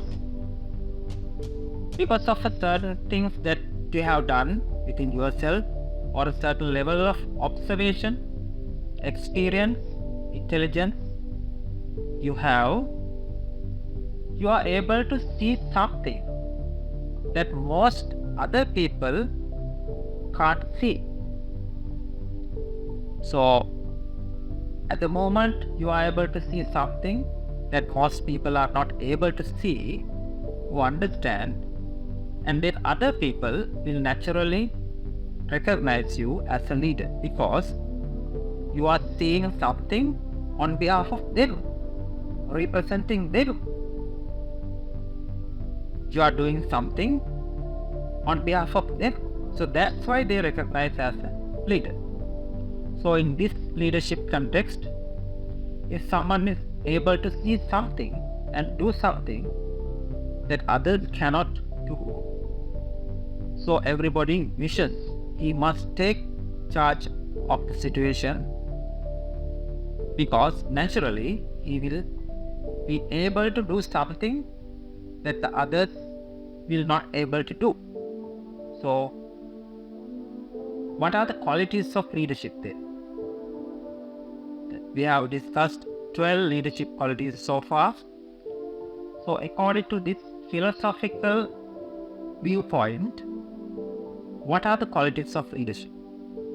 In simple words, these qualities mean the qualities required to see something or to do something that others cannot do, that others cannot see.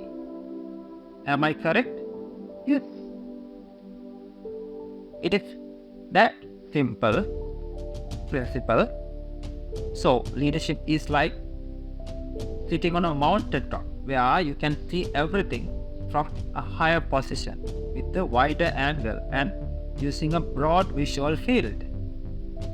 Then you see better and clearer than others. The so-called mountaintop is nothing but your own mindset, your own personality, and your own conscience. So if you can make up your mindset, personality, and conscience in a way where you can see everything in a broad angle than others, then you will be naturally raised up as a leader, and you will be naturally put on the top of that mountain. Understand? Yes. Remember here, I have used the word personality. Personality of an individual means kind of enduring characteristics and behavior that comprises a person's unique adjustment to life. So these unique adjustments to life, the personality, have some main components. These include interests, values, attitudes, and behaviors. So in addition to these four major components, there are some minor components as well, like self-concepts, abilities, emotional patterns, and interests, all together make a unique person who are adjusted to their own life, making a personality. So it is not about you wanting to sit on the top of the mountain as far as the philosophical viewpoint of the leadership is concerned, but you wanted to see something better than others. You want to see something bigger picture than others. So that quality will raise you to that higher point. So the universal quality of a leader in a philosophical viewpoint means his sense of life is beyond himself. So he can see, he can sense everything in a broad angle much more better than their colleagues, subordinates. So in that context, it's not about his sense of identity. It's not about his paper qualifications. It's not about his degrees, diplomas, or anything beyond him, but his sense of life only that make him a leader. So if you have above leadership qualities, either inborn or acquired, you will naturally become a leader, as I explained. Right. So in this background, so there's a concept called shortcuts for leadership. So there are so many ways to become a leader. Top manager. If you want to become a leader, still there are many other ways to become leaders, isn't it? Like most people do. You can get elected and you can pull other people down and become a leader, and even you can go after much senior leaders as devotees and can become leaders, isn't it? Yes. Or simply people will raise you naturally as a leader, which is the sustainable way to become a leader. But remember, you can work and train on it by learning and training to improve your leadership qualities to become a leader, because they see that either you are able to see something or you are able to do something better than them, better than others. So that's why, due to this phenomenon, in any organization, it's natural to have official leaders and unofficial leaders both. So imagine about somebody who sits on the so-called mountain top, but he or she doesn't see anything better than you, better than subordinates, better than other members. What will happen? That person will be a nuisance to others, isn't it? Yes. The most conflicting phenomenon is emergence of natural or unofficial leaders among the subordinates, as I mentioned earlier, because there may be people under him who can see things better than him. Those might be supportive to the official leader or might even be non-supportive, depending on the degree of differences between their personalities. So, the emergence of unofficial or unauthorized leaders in an organization is natural. So, we can't prevent, we can't stop that kind of thing, except in armed forces. So, armed forces are run by very tough rules and regulations.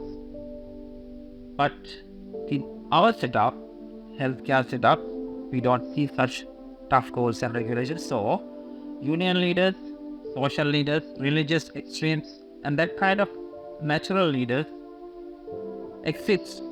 So, in that case, the official leader should give the due respect to that person because he's one of the natural leaders.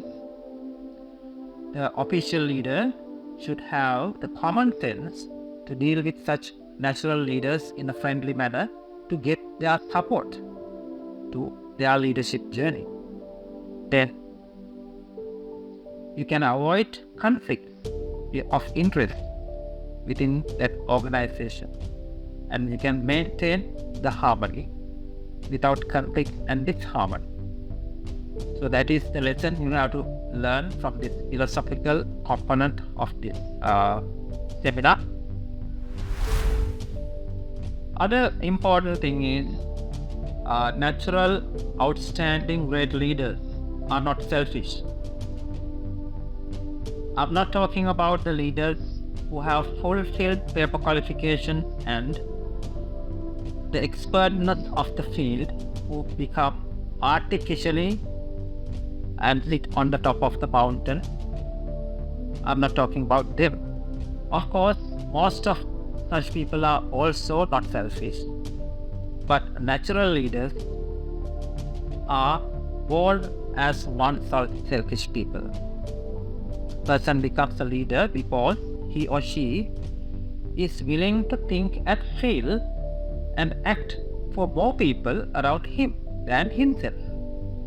That's why he becomes a leader. For example, if you act for yourself, you will be considered as a self-centered person. But if you act or think, or if you decided to think and act on behalf of entire organization, on behalf of entire nation, or even on behalf of entire world, you will be looked at in a different way by others and will be recognized as a leader.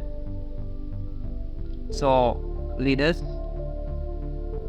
always think about others, even more than himself.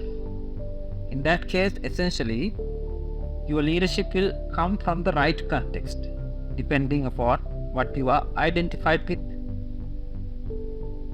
So, what sort of identity you have taken and you have decided today will determine your final destination. So if you have decided today to become a leader to your organization, that mindset, that identity, that your thinking pattern will definitely manifest in few months' time, maybe few years' time within your organization, and you will definitely be a leader in that particular organization. So the first step you have to take is the identification of yourself as a leader by you yourself. So in that context, leadership is something that, each of can individually manifest. We can manifest that leadership. Why I am telling like this?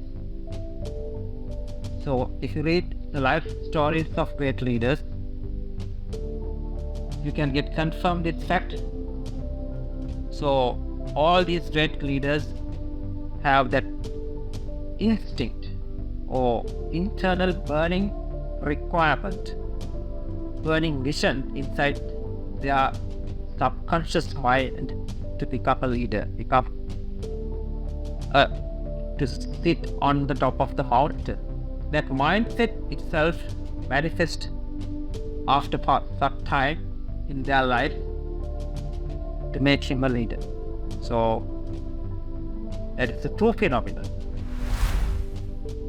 The scientific explanation for this leadership manifestation is manifestation using the neuroplasticity of your brain. So you all know about your brain since you all are professionals working in the healthcare industry. So if you elaborate a little bit more about this neuroplasticity and how it helps us to manifest our leadership journey and goals. Remember, neuroplasticity is one dimension of leadership quality development in individuals to create better leaders. So it is the ability of your brain to form new neuronal connections inside your brain, and your brain ability to modify itself as a reaction to new experience, as a reaction to new learning, as a reaction to new training or information. So whenever you get new experience, learning and training for a considerable time period, due to this neuroplasticity nature of your brain will modify, rewire consistently itself, and it will modify their connection. Remember, then it can modify your cognitive and intellectual activities as well in your brain. Then you can see that it modifies both the structure and the function of your brain, which is then little difficult to reverse even. So the good news is this is a permanent brain modification.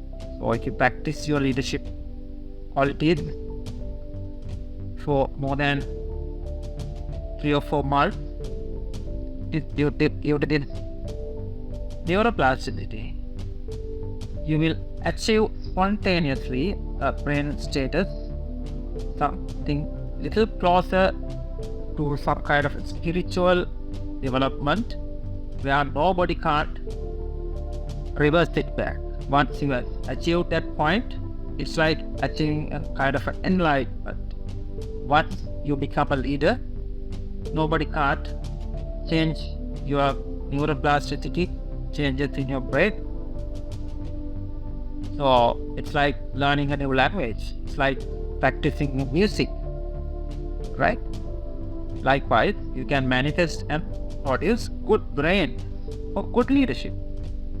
You are producing, you are manufacturing good brain for good leadership.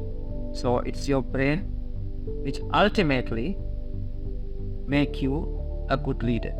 So remember, the initial training period is little difficult, but once you achieve some status like enlightenment, it's kind of a spiritual achievement. So you will feel that difference and you will be emotionally free, like emotionally detached, a leader. Got it? Yes.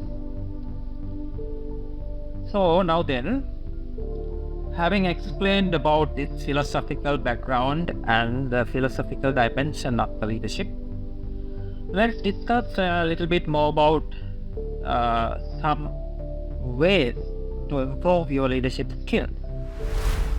Now you all know about the leadership skills, qualities, and the background, everything. Now I'm going to give you some practical lessons to improve your leadership skills.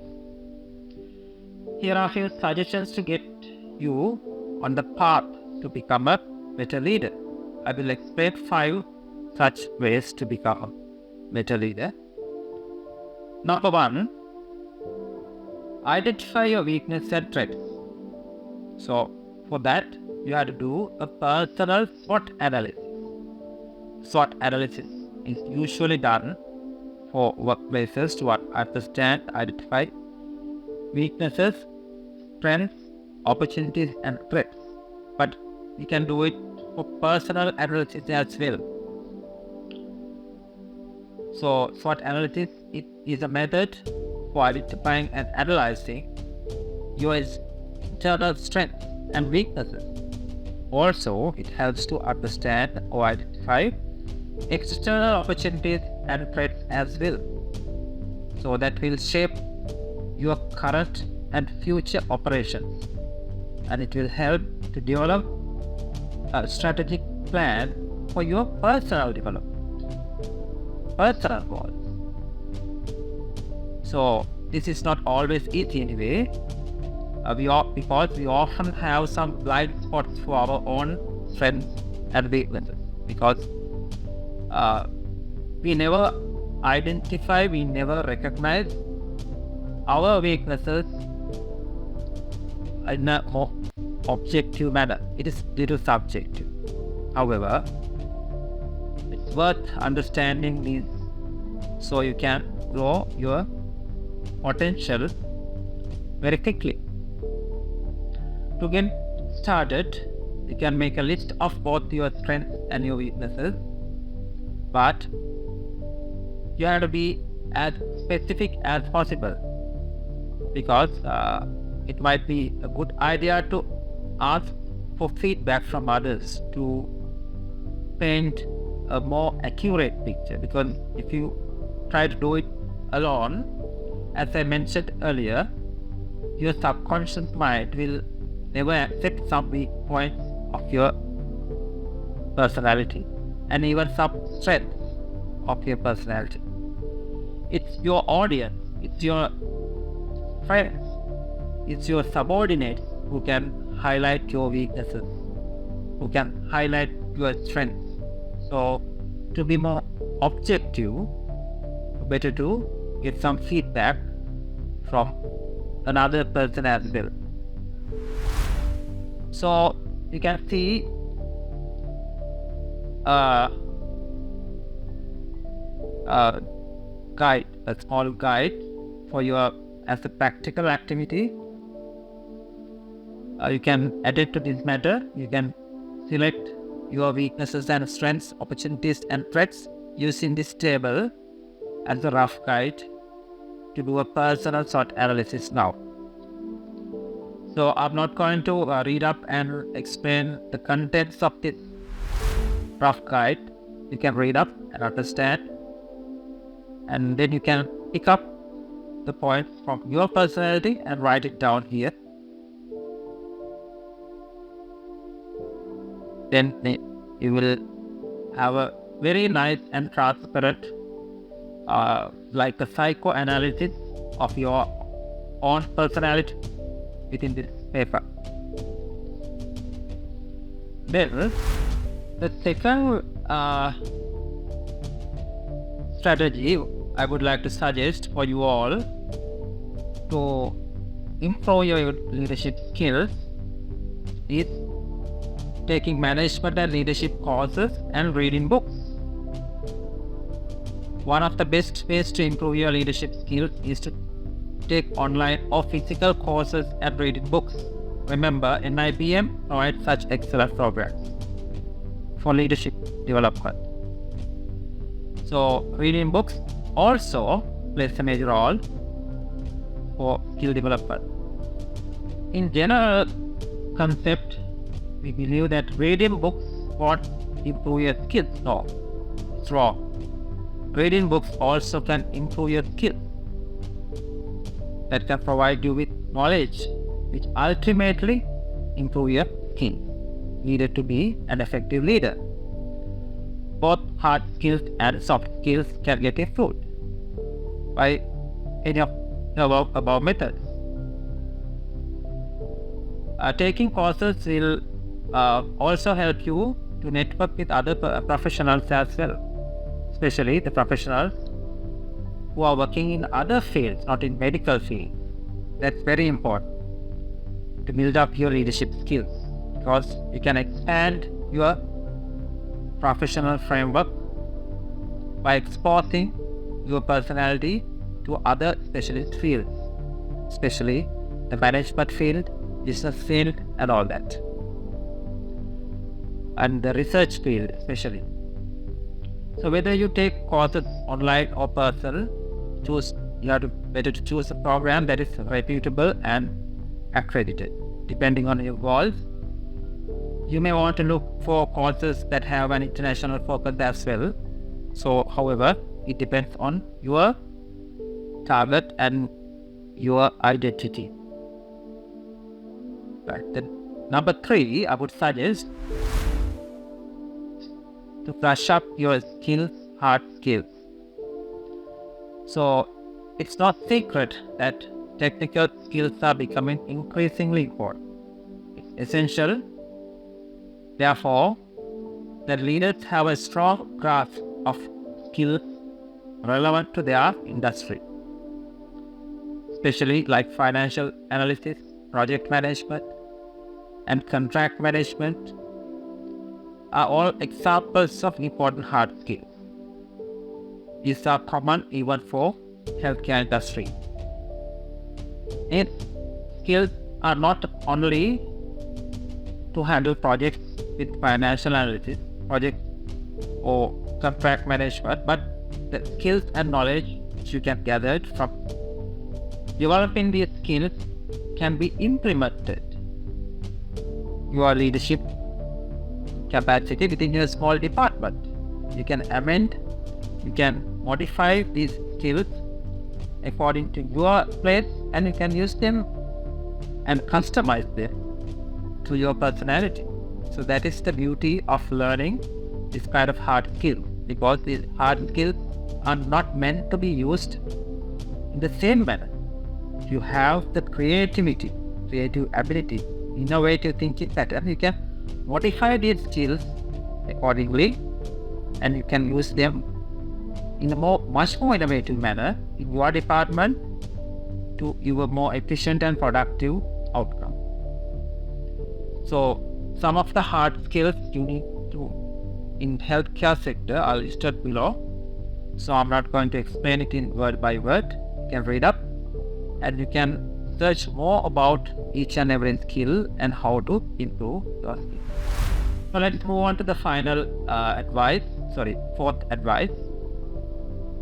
So finding a mentor. A mentor can provide you with guidance, support and advice when you need it most. They can also help you to develop a better understanding of yourself. That is very, very important. And also to understand your goals, sense of life, everything. Remember, when choosing a mentor, you have to look for someone who is experienced and respected as a leader, as you will learn the most from their examples. That is the most important thing. Examples of life is the most important than the knowledge and the experience. Make sure to choose a mentor who is honest and will give you constructive feedback. Also, the mentor could be whatever the person.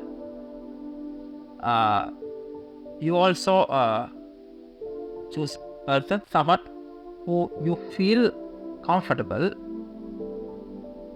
because since you spend a lot of time together to build a trusting relationship with that mentor. Or if you feel uncomfortable in front of a mentor, whatever the qualification, whatever the reputation that person is having, it's not important. So if you are not comfortable, you have to give up that mentor. The most important thing is you must be comfortable in front of that person. Let's move on to the final advice. The admit when you fail and move on. Remember, this is where, as ordinary people, we all get stuck. We are a little reluctant to admit our failures and accept our weaknesses and to modify our personalities, and we are a little reluctant to move on.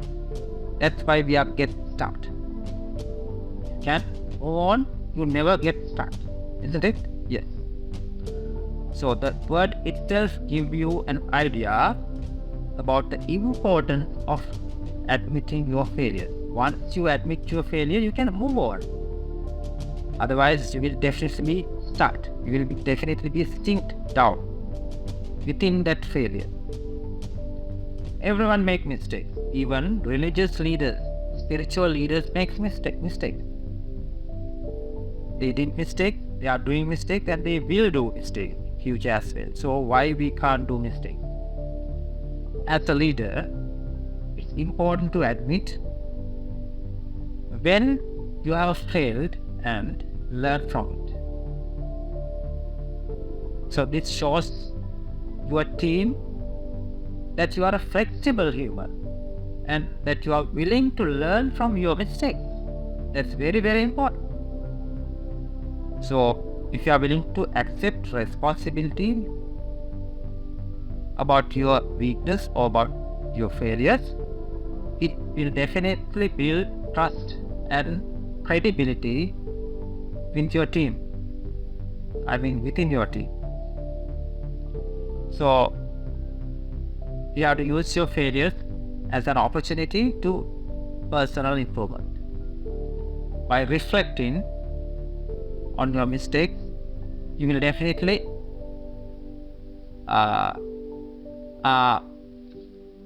for personal improvement, then you can adapt your strategy. Right. So other thing is, as I mentioned earlier, it's the previously explained that psychological defense mechanism also again play a major role in this part as well. So your limbic system again will get activated whenever you feel that you have done something wrong, you have done some mistake. You have done kind of failure. So you know now about this limbic system and psychological defense mechanism and how it stimulates your higher functions in the cerebral cortex, how it alters your higher functions, intellectual and cognitive functions in your frontal cortex to put you down to a primitive level where we can see even in animals. So if you can understand that phenomenon, psychological defense mechanism, you can defeat that mechanism by your own thoughts if you are mindful about it. So for example, if you have done some mistake, if someone have identified a failure inside you, your limbic system will activate to protect you. The first step is not to accept that failure and not to accept that mistake. That is the point where you have to be mindful. That is the point where you have to address immediately. So if you can address that point in your limbic system, in that point in your cerebral cortex, higher functions, where the primitive mechanism which motivate you to not to accept that failure, to not to accept that mistake. That is the point where you have to break this vicious cycle. If you can break this vicious cycle at that point, it will never go beyond that point. So that's finished. You have accepted your failure, you have accepted your mistake. Then nothing will happen then. Then your brain will start about rethinking not to protect you by that primitive psychological defense mechanism. Your brain will start now to teach something new. So that is a different level of psychological brain chemistry, which I am not going to explain today. Remember, about that primitive defense mechanism, there's another level of cognition, intellect, where we can see your brain starts to modify or teach something new using your previous mistake, using your previous failure. So why don't you allow your brain to function in a much more higher level than in a primitive level? So that is where you have to be. That is the level of emotional maturity. That is the level of spiritual development. That is the level of enlightenment you have to achieve in this leadership journey, in simple words. So in that case, you'll be a different person, you'll be a unique leader. One more other important thing, sharing your learning with your team. Learning means learning by mistakes, learning by failures with your team. You'll create a culture of learning and growth, because you are sharing your experience.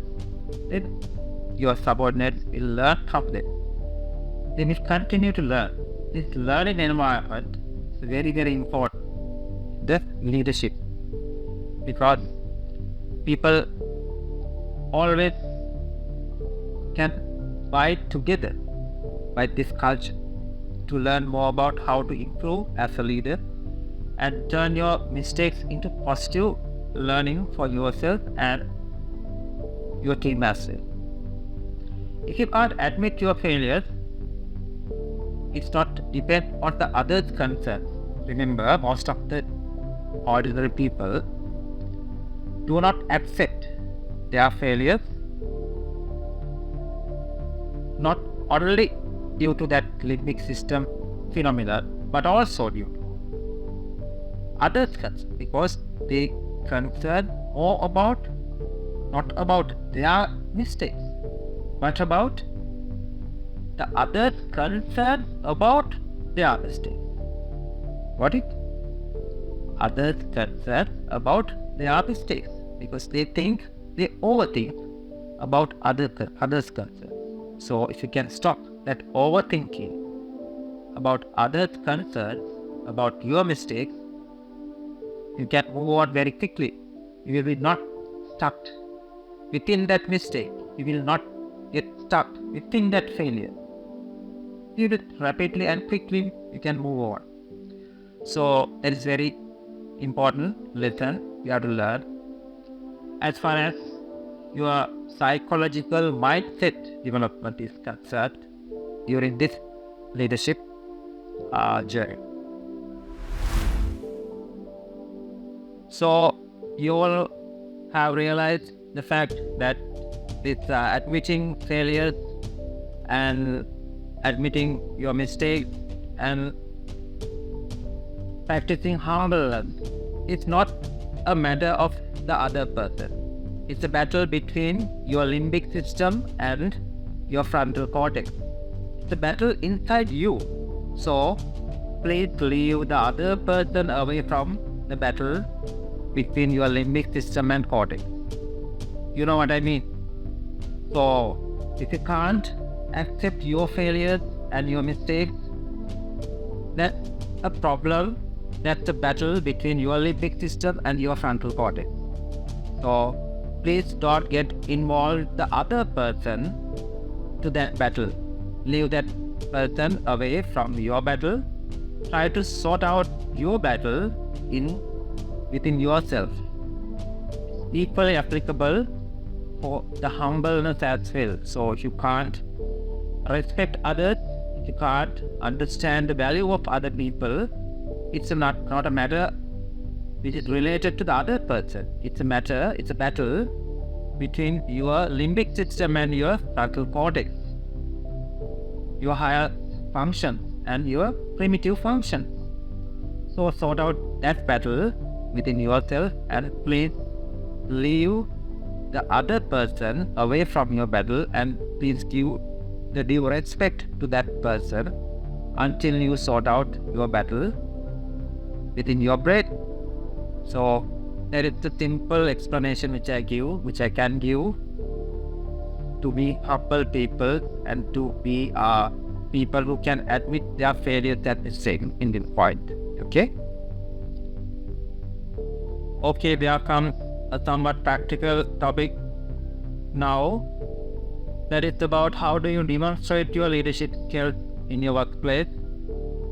This is somewhat important, especially if you are working in a place where the top management decide who gets the next promotion and who gets the next benefit among your subordinates. So they will be watching your leadership skills to promote you or demote you. Even for your appraisal, even for your continuous professional development, you have to deal with your senior manager regarding this matter. But how can you show your leadership skills without being in leadership position? That's the most important question here. Well, the truth is, you don't have to do it intentionally. You don't have to show. That means you don't have to show off your leadership skills in front of your senior management. Instead, you can demonstrate your humanity skills to your colleagues and for your senior managers in a different manner. So leaders may have to give instructions to the team members then and there, but that's only a small part of their job. So this kind of instruction giving ability will be considered by the senior management as a skill of the leadership.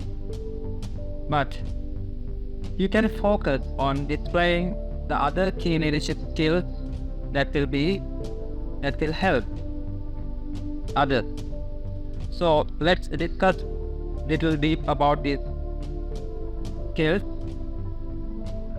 At the outset, I would emphasize the fact that in this situation, you have to be a hidden leader in the heart of your subordinates, of your members, but not the leader in the office room. So if you can win the heart of your subordinates and your senior management, so you don't have to show off your leadership skills intentionally. So one good example is offering to help to a colleague who is having problems. So if you can help your colleague, it can be considered as one of your leadership skills because everyone can't do that. But remember, this help should be done with your heart, not to show off your ability and not to suppress others. So anybody can help anyone, even with very significant financial input, but others won't feel it to their heart if you don't do it in a more sensible manner. You have to do it in an honest manner, understanding the problems of other party. The second one is being supportive and encouraging both emotionally and physically. So that is important, especially in workplace. We always face conflicts, problems, even professional and personal. You can support your subordinates, even your seniors, by giving support. This also should be in an honest manner, and it should be done with your heart, but not to show off your ability. Other thing is praising and appreciating the fellow workers for good work, which is one of the most lacking thing in our setup. Appreciation plays a major role for their motivation, as well as for you to show your leadership skills and to win others' heart. Then giving credit to others even after doing the task by you. So one of the things which I usually do in my life, I usually do things for others, even spending my time, effort, and even personal money. But at the end of the day, I used to give the credit for other person. So I usually do it with my heart, but not to get benefits, because it's one of my personal traits. So at the end of the day, people will understand my intention of helping others. The showing empathy for people with difficult tasks also plays a major role, and communicating effectively by listening to others' problems and understanding the other point of view. So this kind of personality qualities will definitely raise you up in your leadership ladder, and it will be considered by your senior management or your seniors as plus points during your appraisals and for your evaluation. Last one, working to improve team morale in difficult times by counseling and mentoring them. So in that case, you have to develop your counseling and mentoring skills as well. So that is one of the most important thing.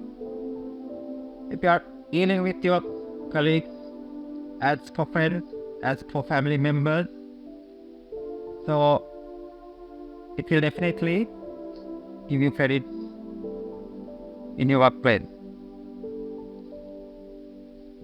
So having done all these things in your workplace, the most advantageous thing that you can achieve in your workplace by doing all these things, once you become a leader at the same place, then all your subordinates, colleagues, seniors, and even juniors know who you are, and then it's very easy to lead your subordinates once you become a leader in the same place. So they know who you are and you know who they are. There's no gap between you and them.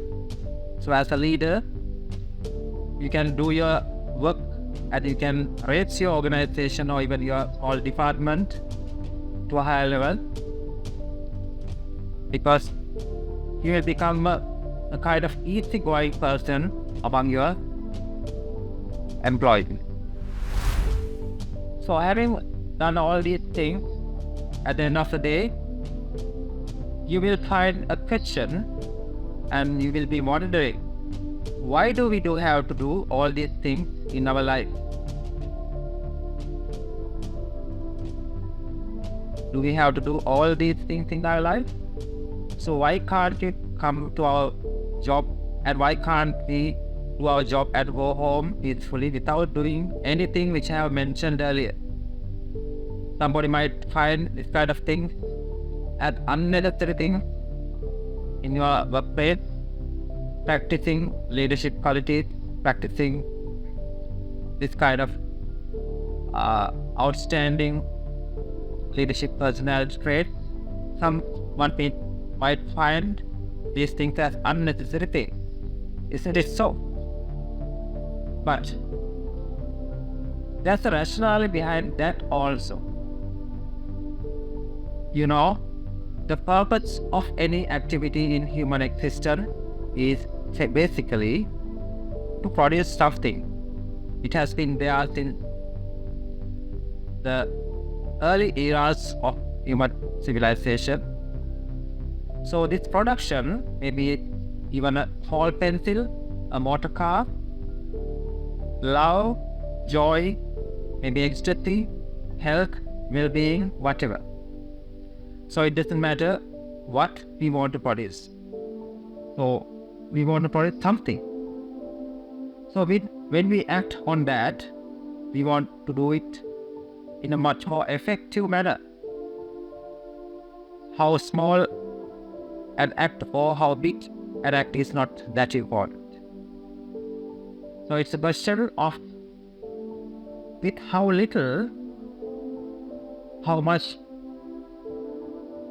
more you could do. So that is again the efficiency, because all of us have the same amount of time in a day. So you can make it more by increasing your efficiency. The way you function, including people as a part of yourself, where other people will function as part of you.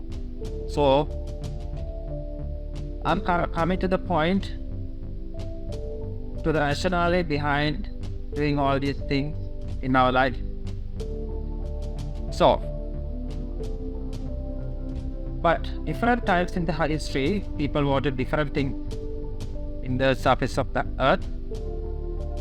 So, but essentially, no matter which time in the history, everybody wants the same thing, that is the well-being, both physical and emotional, mental well-being and physical well-being.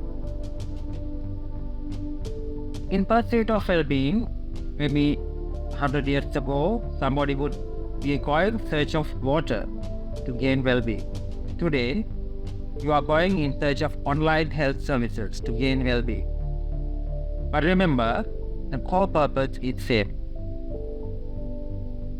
But people are only well and they feel well only when something beautiful happens within themselves. That means if they think they are going to do something good, some good thing either to themselves or to others, they always feel happy. So that's the reality of life. So you can be happy by doing something good for yourself, and sometimes we feel happy doing something good for others. So some people will be more happy doing good for others than doing good for themselves.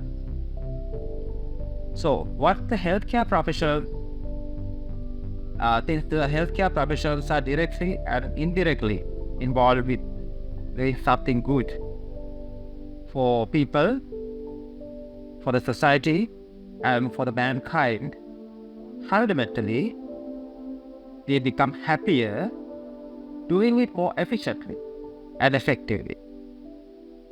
Is that clear? So you are doing something good and you will become happy in your field. But imagine if you do it in much more efficient manner, what will happen to your happiness? So remember that another phenomenon in our brain, what we call the rewarding system of our brain. So whenever you do some good thing, your happy hormone levels will become high in concentration in your brain. Your rewarding system in your brain will be optimized. Your brain chemistry will become optimized. So if you do it much more efficient manner, say for example, You are treating 10 patients per day at the moment. You are giving your service for 10 patients per day at the moment. But if you use your leadership skills to do more efficient work, you will be able to gather some more human resources and physical resources to give your service for 150 patients per day using your leadership skills. So then what will happen to your brain rewarded system? What will happen to your happy hormone levels in your brain? Definitely it will upregulate it. Definitely the brain chemistry will be in a much more higher position, making you more and more happy. So it ultimately will make your body systems to function in a much more efficient manner. All your non-communicable diseases will wane off. You will feel both physically and mentally healthy.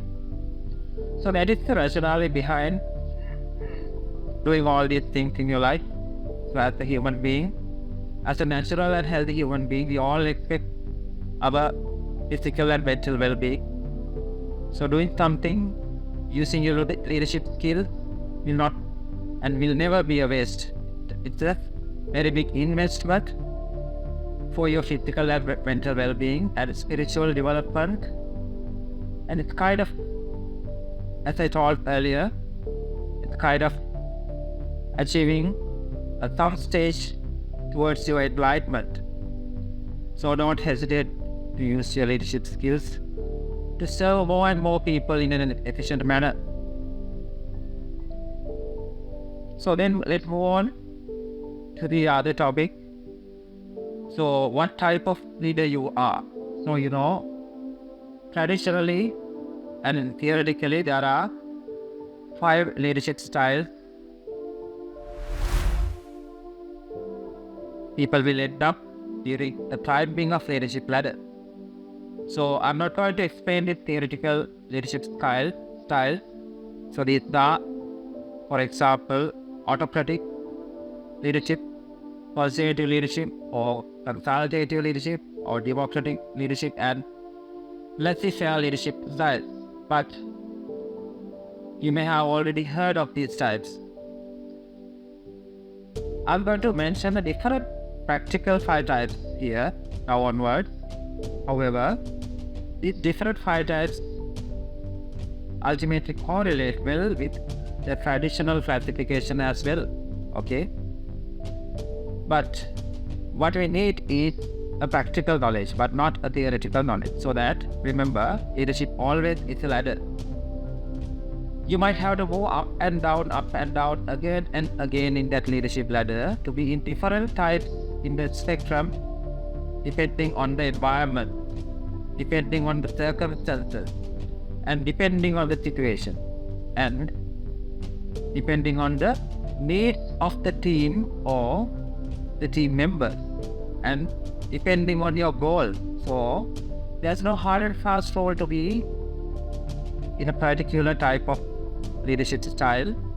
You can adjust yourself, you can adjust or amend your personality to suit to the situation. So you can select one or even few types of leadership styles during your career. So as I mentioned at the outset, leadership is the ability to get extraordinary achievement from the ordinary people. So I want to talk to you about how you can use these 5 different leadership styles to inspire your team to deliver their very best performance. So for that, first of all, you must have the ability to understand the circumstances and understand the environment first. Otherwise, you don't know what would be the leadership style which is most suitable for that particular circumstance. You got it? Yes. So here, there are 5 leadership styles. The number 1 is the structural leadership. In that case, everyone knows exactly what needs to be done and why it is need to be done and to what standard it is to be done, so that everything is structured. You accept complete responsibility as a leader for your staff. You choose them and you select them and you assign them to each structure of the hierarchy level and to each job category, and you manage them with the expectation of excellent work from them. So that is what we call the structural leadership. So this style allows you to make decisions without much input or much challenge of others, because everything is well structured. You know the job description of each and every person. You know the job specifications of each and every employer. So the structured style allows you more transactional step-by-step activities to occur. For example, rewarding or punishing a team member based on their performance can be done very easily because you know what has to be done. In fact, if it not has been done, it's very easy to pick up these weak points to punish them. And if it has been done in an outstanding manner, it's very easy to pick up that point for rewarding further. So that is the beauty of structural leadership. You can use this style when your team is already kind of participated, kind of motivated, and especially for experts who need moderate direction, or if you are a leader for a team of experts, you don't have to bother about their job description and job specification because these experts already know about it. So, however, there are very small disadvantage of practicing this structural leadership style, since there is no much room for flexibility for the employees. Using this style in a too much or more vigorous manner, or in a team that is not already motivated, that can lead them to feeling overwhelmed. So that is the only disadvantage of this structured leadership style. So in a hospital setup, we usually practice this structured leadership style, allocating their job specifications and descriptions to each and every category of the staff and expecting them to do the whole job description during their 8-hour shift. So remember, if we have much more workload to be complete during the shift, definitely they will get overwhelmed. That is the weakness. So let's move on to the other style, the participated leadership. In that case, you make your team feel that you really care about them by putting them first in front of you. So you always give priority for your team, for your employee. So you have to practice the friendship factor in this style of the leadership. A team which is composed of 3 components. So it is friendship factor. You have to allocate more time for them. You have to give more care for them. And thirdly, you have to give more respect at them and treat them in the same respect and patience and understanding, the same way you would treat a family member or a friend. So these 3 factors play a major role in this participated leadership, and you always give priority to them, and you expect care and concern for them and their problems, which fosters a feeling of bonding, belonging, and ownership to the organization among your employees. So whenever there's a bond, they always feel ownership to the organization. They feel that it is my place, it is my family, it is my home, it is my friend. So they will work with a high degree of enthusiasm. So the style boosts your team's morale by allowing them to participate in decisions as well. And then it's very easy to achieve your goal. So their points and voices begin to feel heard. So you always listen to their voices, their opinion, and they feel then their voices are heard by you, which will help them adapt into changes very easier. So it also works best when you need fresh ideas or new perspectives in your workplace. You can get opinions and ideas from your employees using this participated leadership. Allow them to participate for the management process. Allow them to participate for your leadership journey. So you can use this style during stressful times or even when you need trust. So to build up and maintain the trust.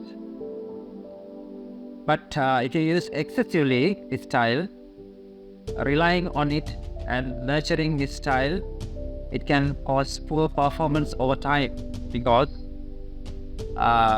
employees feel little lenient in front of the leader, and that can due to the lack of clear, strong direction for the company or your organization. So in that case, you have to adjust your strength of the direction and supervision accordingly. The third type is the servant style leadership. Servant means you are always working as a servant for your employees. So this makes the participative style little bit one-sided. So it almost resembles the participative leadership style, but the majority of the responsibility was to you, but not to their employees, not to your juniors. So you see your job as a means to serve your team, just as they are to serve you and to serve your company. So it's a more or less one-sided role. So in that case, you participate, you practice, you have to practice the golden rule of leadership. That means you manage other people the way you want and then you would like to be managed. That means if you have a boss, you have a way and you have some expectation from your boss. So there's a way you would like to be managed by your boss. So the same thing you have to apply for your juniors, your employees, under your supervision. So you are managing them the way you expect to be managed by your boss. So this golden role is always to come under the servant style leadership. And usually and basically you ensure that everyone understands their job fully and has all the tools and facilities they need before they begin. Otherwise, you can't practice this servant style leadership with lack of such tools and facilities. If they don't, then you have to offer plenty of learning, training and improvement opportunities, facilities. So in this style, really we can elicit peak performance because your employees are learning vital skills that will both improve their performance and improve them as people as well. So their participation, ideas and feedback also improves because you are giving them a continuous learning session and training sessions throughout your leadership. You can choose this style of leadership with diverse team, like in multidisciplinary healthcare approaches in a teaching hospital setup. Likewise, especially if you start a new ward, especially you start a mission with a totally new group of employees who need a lot of learning and training, definitely you have to practice this style, because the whole responsibility lies on you, on your hand, to train them and teach them and to get the work done in a much more efficient manner. But the third style leadership is a great style to start with, or to gain a great deal of respect, trust and loyalty, and to build a strong culture within the workplace at the outset, especially in healthcare setup. For newly passing out doctors and others, we have to practice this style of leadership as supervisor.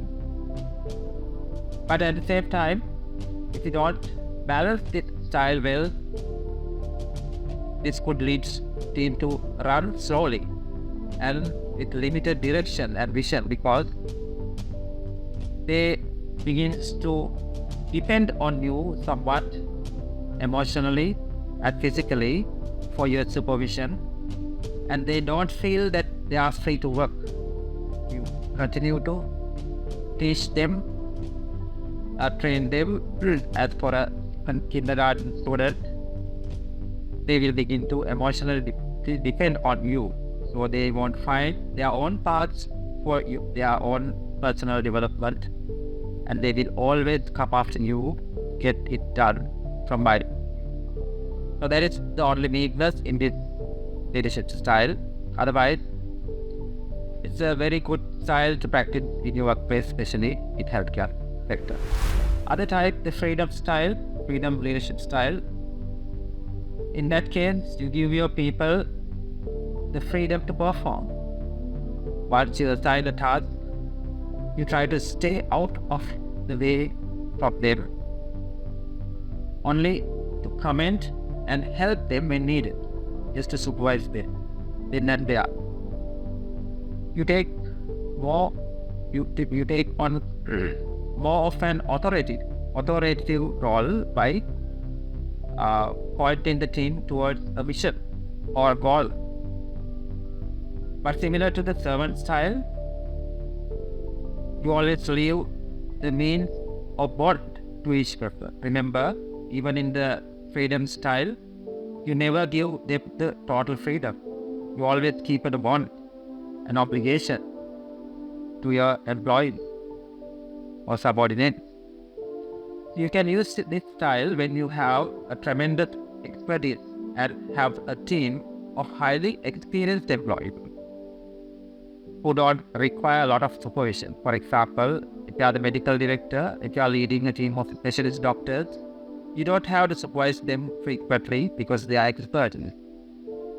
Sometimes some specialists know about the management and leadership and health administration even better than you. So in that case, you don't have to supervise them frequently. But then and there, you may have to give directions and authority and advices regarding especially the ethical and organizational rules and regulations which they don't know. So that's more than enough. The freedom style will work well when your team is better experts than you. That is a hit. In fact, it is type of leadership style. So if you are dealing with a team of experts who are better than you, the best way to practice the freedom style leadership. Otherwise, it can create unnecessary problems even. If you try to supervise them and lead them and manage them excessively, it can precipitate unnecessary problems definitely. For example, as I mentioned, supervising a team of specialist doctors, supervising a team of expert or scientists or researchers. So has to be done in under the freedom style leadership. But for teams who need more supervision, this can lead to poor production, lack of regular feedback, and lack of control, obviously. So we have to identify first their expertness. Otherwise, if you practice this style for a team who doesn't have that much of expertness, that will be the beginning of new problems. Even they have the paper qualifications, degrees, and all that, and even they seems to be experts, you have to analyze their performance, personalities by interviewing them before allocating and before practicing this leadership, freedom leadership style. Then the final one, the transformational leadership. The style is transformational to everyone in the team, changing their personality, their thinking pattern, and morale by sensitively and positively influencing their thoughts, feelings, and emotions. So that is the basic theory behind the transformational leadership style. Of course, this is my personal favorite. The transformational leaders affect usually people's emotion by giving, or by rather painting, a big exciting picture of the future of the organization, giving an exciting picture about the future of the project. So in that case, you transform people by tapping into their hopes, dreams, and ideas. As I mentioned during the discussion of vision, this transformation always within their insight. You motivate the employees by giving motivated yourself, by being motivated yourself, and you have to be an example for them. And in that case, you can enhance the productivity through high transparency and communication. So high transparency and communication skills plays a major role in this kind of transformational leadership. Also, you have to have a sound knowledge about the human psychology, human behavior, sociology, and especially about the people's brain chemistry to practice with transformational leadership. And you have to have good communication skills, interpersonal skills, language proficiency to practice in transformational leadership. Otherwise, you can't practice.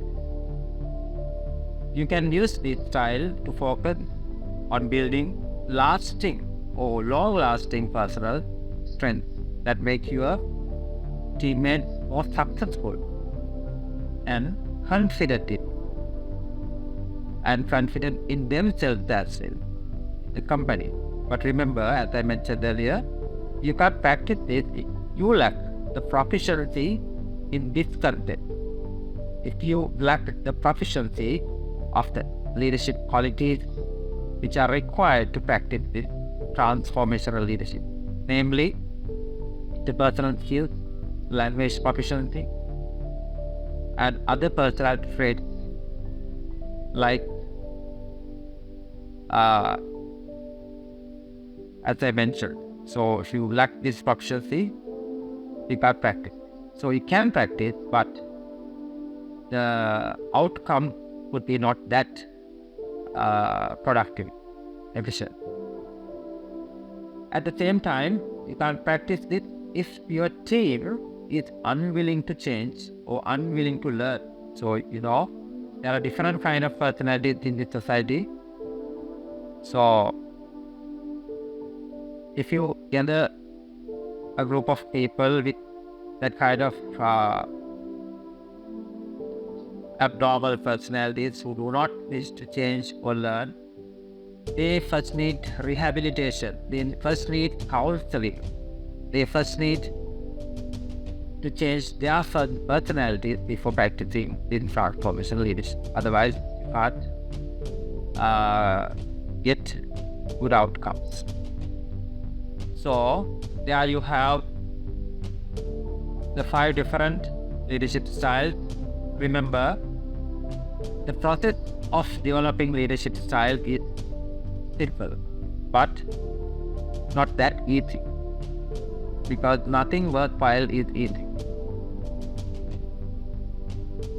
but need continuous learning and practicing. So the good news is that by developing this style, you will notice a change in your employees' work, bring your team to a great success, increase the productivity, and inspire people far forward. Definitely. Even within short period of time, practice it in a frequent manner. So I hope this program will positively influence others in your environment. Definitely. So this leadership style changing strategy will help you to lead your respective department processes in your hospital in much more efficient manner. So as I mentioned, so in leadership ladder, first you have to decide where do you lie in this ladder. So if you have 50% of leadership skills, even by now, you can improve it to 80% by adding 30% of these new leadership qualities to your personality. Then it's very, so if you are now having just 20% of leadership qualities, you have to work hard to achieve 80% target of your personality. So it all depends on your current and your effort, your continuous